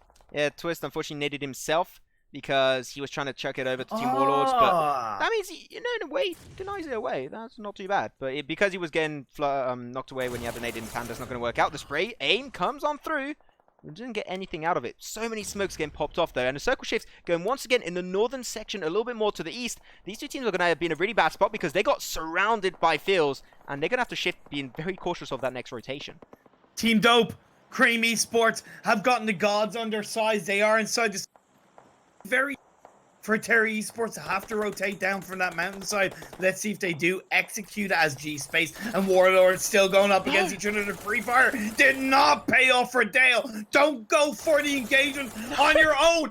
What the hell, Warlords? Why did you let that happen? G-Space survived. Warlords are out. 9 teams left. 25 players. Team Warlords, they just had such a great performance last game, and now they just dropped from the heavens, and they're going to be eliminated. I saw that Kalimos from Cream has an Orm. He was scary without an Orm, so imagine with an Orm now. He's going to be absolutely blasting, heads flipping off. Cream now, so they're going to get potentially breached by Team Attila, but Team Attila, they don't know what they're getting into. So they've got to be careful. But they're sending the scout first. That was Kale. They're trying to see if the compound is secure or not before sending the rest of the cavalry. Hmm? He's gonna know it's not free. Absolutely not. He knows that. Okay. And Calamos with the Kobe. Not only is he good with an arm, he's damn good with a grenade. Yep, and then they did it again. Kale is going to be normally bleeding out unless they can get that. No, that's not going to happen. Very unfortunate, but Cream's still holding it. And the second nade, I'm seeing it is getting cooked up by Kalimos. And that was actually pretty good. Gets a lot of tick damage down on Parasite. Now they're looking for the engage. A little bit too late to send the cavalry, but still they're getting some damage on through. But, oh, that is going to be an absolute F for me. And they're going to get Parasite straight off, right off the bat. Kalimos going for another nade. Can he get it on Squire? He's getting prone, so that means moving away from a moving nade is going to be pretty hard. But Cream, they are defending this compound so well. I'm sorry, but why the hell do you stop in the same spot that your teammate just died from a grenade? Do you not know that this is Cream Esports? Do you not know that they are going to be fine-tuned to hear those shots and know exactly where you are? At least rotate to a different position so you can split up and try in some way to catch Cream out. That was very poor from Team Attila. Team Dope, you talked about it earlier, Imperium. They has a really nice entry point, and they were just, cruising through the circle, trying to find a nice position. They definitely have it. G-Space is still Psycho on the high ground, but I don't think the G-Space at this point, as it did lose a few, they don't really want to take this fight head on. So they will wait a little bit. LAKONOSTRA still in the fields of Gatka. Circle Shift of Fade number 6 is about to show up. Where might it go, Imperium? Because this might have a really big impact. Nenderson Road is still involved. Oh, the road is no teams. 50-50. No teams are inside this.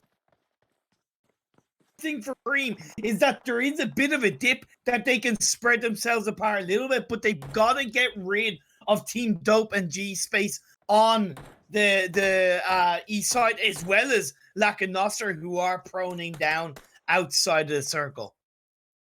Spanning on through once again. LAKONOSTRA, they lost Pabli, slowly trying to cruise on through. Squire was still there, didn't get taken out just yet, but Inori will be put in the reticle of Reese from Team Crim. And they're still going to try and rain it down. They're not giving this compound over to anyone, Imperium. But this compound is not going to be in the next circle shift. So, going for a little bit high would be good, but right now you don't have to. Just try and pick up all the kills as you can because you got such a good positioning. Why give it away so early? Slobos is still in this game, Max. 3 members of Next went down at the very start of this game, and Slobos has kept his team to get up into the top 7. That is pretty damn crazy. Psycho is hitting up the members of Team Dope from behind, but this fight between Cream and the teams around them is really getting close as they fight to get into the circle. Psycho proning down does not work. Team Dope just about managed to survive. I'm surprised Squire went for the car. I would have just snaked it if I were him and having a better chance because they're just giving you a location away and phase 6 is so small, it's not going to work out. Did they get the spray? That's going to be Alicio picking up 1. Though, they're able to retaliate pretty efficiently. Cream still 4 members strong. I am feeling like they're going to take this chicken dinner, Imperium. The smoke does wear out. Easy kill, and of course, REDX, the last member of LAKONOSTRA, they get eliminated in 5th position. Down now to top 4, where REXPECT is going to try and move down the hill. They got some nice little bit of terrain and trees to work with.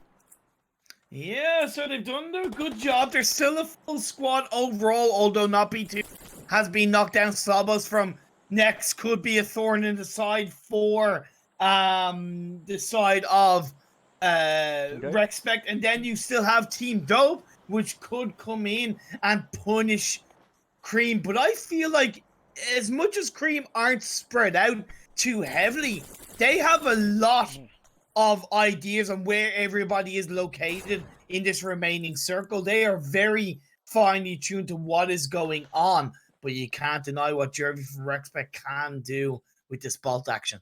I'm really looking for phase 7. If it's a 50-50 split with the road, wherever it shifts is going to put half of these teams in a really bad spot. It's slowly closing up. Here it is. Jervy still trying to go for the bolt action. It's just not working out.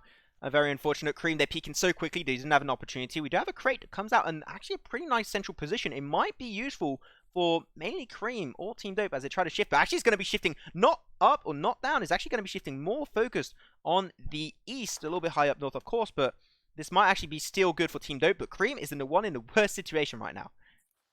Overall, but REXPECT with that 2-2 split has actually gone in their favor. It means two of their players are inside the circle. They can provide that level of vision. Never mind the fact they can just stay there, and maybe Watson and Jervy can be like bait, sacrificial lambs to allow REXPECT to kind of do more damaging to get those kills. It's still very tricky for all of these four teams that are left standing. At the end of the day, Slobos is a one-man team for next.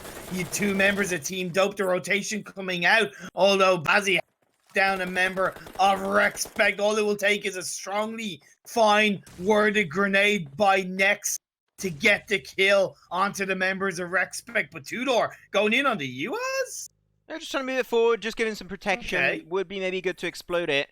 They're going to get slowly back together as Carson going to get naded up by Bazzi, and Cream are also getting involved. They want a piece of that cake. Down out to top three teams. Imperium, we did lose Next in that engagement. The Cream still, everyone at 100 health, they're looking, even though they had a hard position, they're looking still so lively and just healthy, which I was not expecting. No, I did see that Bazzi did get a great grenade onto members of REXPECT. That's exactly what I expected, but underneath the vehicle, he's the Iron God, taken down Tudor. So many smokes for one man Jervy, just having the chillest time of his life. But now, Cream, they are slowly above this mountainside, almost on the road, and they're going to have to potentially cross on the next phase. Phase number 8 will be the last one. But we still have that one member of Team Dope still just lurking. But here's the thing, they might be leaving it late, but they've done the damage that they can make space and push their way in. It's just Jervy and not B2 that are left standing. And then the fact that you only have one member of Team Dope left, that is Bazzi. Yeah, they got a flush on another member. So now it will be pretty harsh. They still potentially have like 3 players defending away from Cream because they can kind of unofficially help each other out and to stop Cream from rotating up. About to see where's phase 8 going to go. It's actually going to be pretty central, but still this is going to force Cream above this kind of lip of the hill we were talking about, and they might just get in a little bit of a hard spot as REXPECT and the one member of Team Dope are still having a pretty nice defensive position to avoid getting scattered out and flushed away by the entirety of Cream.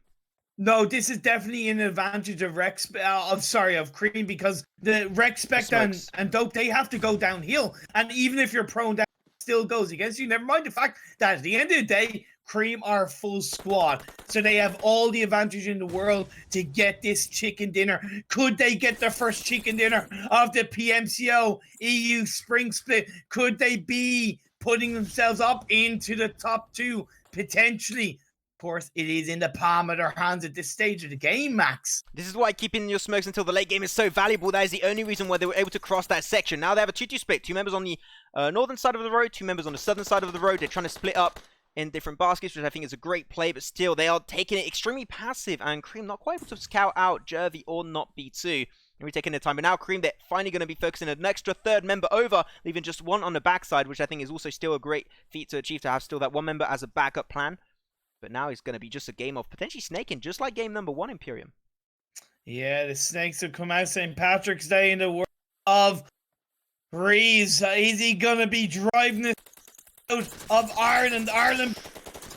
And is it going to be closing out one by one? The smokes come out, the kills come out, and that's going to be Cream wiping out REXPECT and claiming their first chicken dinner. The Cream has certainly risen to the top, Max. The creme de la creme, as you would say in France. They are coming out strong. 12 kills plus a chicken dinner.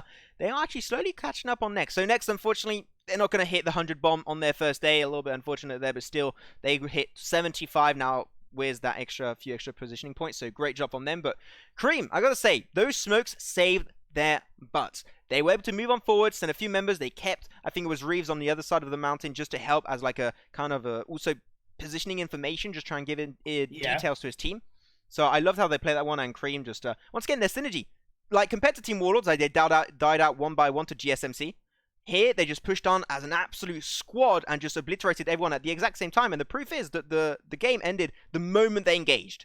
And that is just a really good proof to show that their synergy is absolutely on point. Yeah, really impressive stuff from Cream. But also, like, Slobos from Next. Like, talk about surviving. The way he rotated. Okay, so when 3 members of Next got engaged on in Gaka and he was left on his own, he went to the far west of that circle. He ended up going from the far west of the map to the northeast without being touched. That is surviving. That is extracting as many points as you can for your side. And if they can do that along with good results as a full squad, it's really like balancing the best of both worlds for Next. I'm really happy Next. They've been like I think, can we call them the MVP team of the day? I think they deserve it. Yeah, I think they do. So there you go. They are going to be your standout players. And we talked about also Cream, like the fact that they were like in such a high position in the standings and they didn't have a chicken dinner, but they finally got it. So now they broke that streak. And really happy for most of these teams. Team Dope, they got a chicken dinner a little bit earlier. It was on Sanhok, and now they get themselves in 3rd position. So the consistency is still on point. And I got to say, seeing how they were doing in the scrims and their result in now the current games of PMCO is just a little bit like Next, right? They're an absolute... There's the surprise team. Next and Team Dope, they are the team that I was just not thinking would dominate so heavily today's games. Yeah, and it's just really incredible to see what Next have done. And we are, I know it's only the first 2 groups, so there's still Group C, Group D, and then you still have Group A and Group C. So you still have those combination of groups to come up. But at the end of the day, you're seeing the difference between the top teams and the lower teams. When you look at the overall standings after 4 games, yes, Next didn't hit a 100 points, but to be on 82 points in 1st place, that is over 20 points per game average for them in the first day. That's pretty damn sweet. That's pretty sweet. They doubled the average I was talking about earlier, but let's go take a sneak peek, Imperium, to the overall standings, if we might. Here it is. Next still in dominant 1st position with so many points advantage on Cream Esports in 2nd position. But now Cream, they were in 3rd position last game. And now, with this final game, they got the chicken dinner. They got so many extra kill points too. They move up in 2nd position, really trying to threaten the 1st spot away from Next. But Cream, I mean, we knew going in this tournament, Ryan Pym, that they were going to be one of the top teams. And they did not disappoint. They are just showing up to the party, and they are really wanting to go back to another LAN event. And after a poor start from Czech Esports, really happy to see them in 3rd place overall with 54 points. And Team Dope, another solid result overall, finishing on 3rd place in this game. And the chicken dinner, putting them on 48 points. REXPECT, yeah, they didn't have the strongest of games, but it's 2nd place, putting them in 5th. Nice stuff from them overall. And then, of course, in 6th place is Team Warlords with 33 points. That was such a nice amount of games. As I said, like after just only 3 games, I said you couldn't make a better opening like day for PMCO for the European region. And I think that like this 4th game just topped it off. It was just great PUBG Mobile action, and I hope you beautiful people at home did enjoy the action as much as myself and Imperium enjoyed casting it and bringing you the action. There, Imperium. That will be the end of today's broadcast. What I do think we should do, Imperium, is actually go through what we're having tomorrow if we're going to check out actually the groups that will be facing up against each other.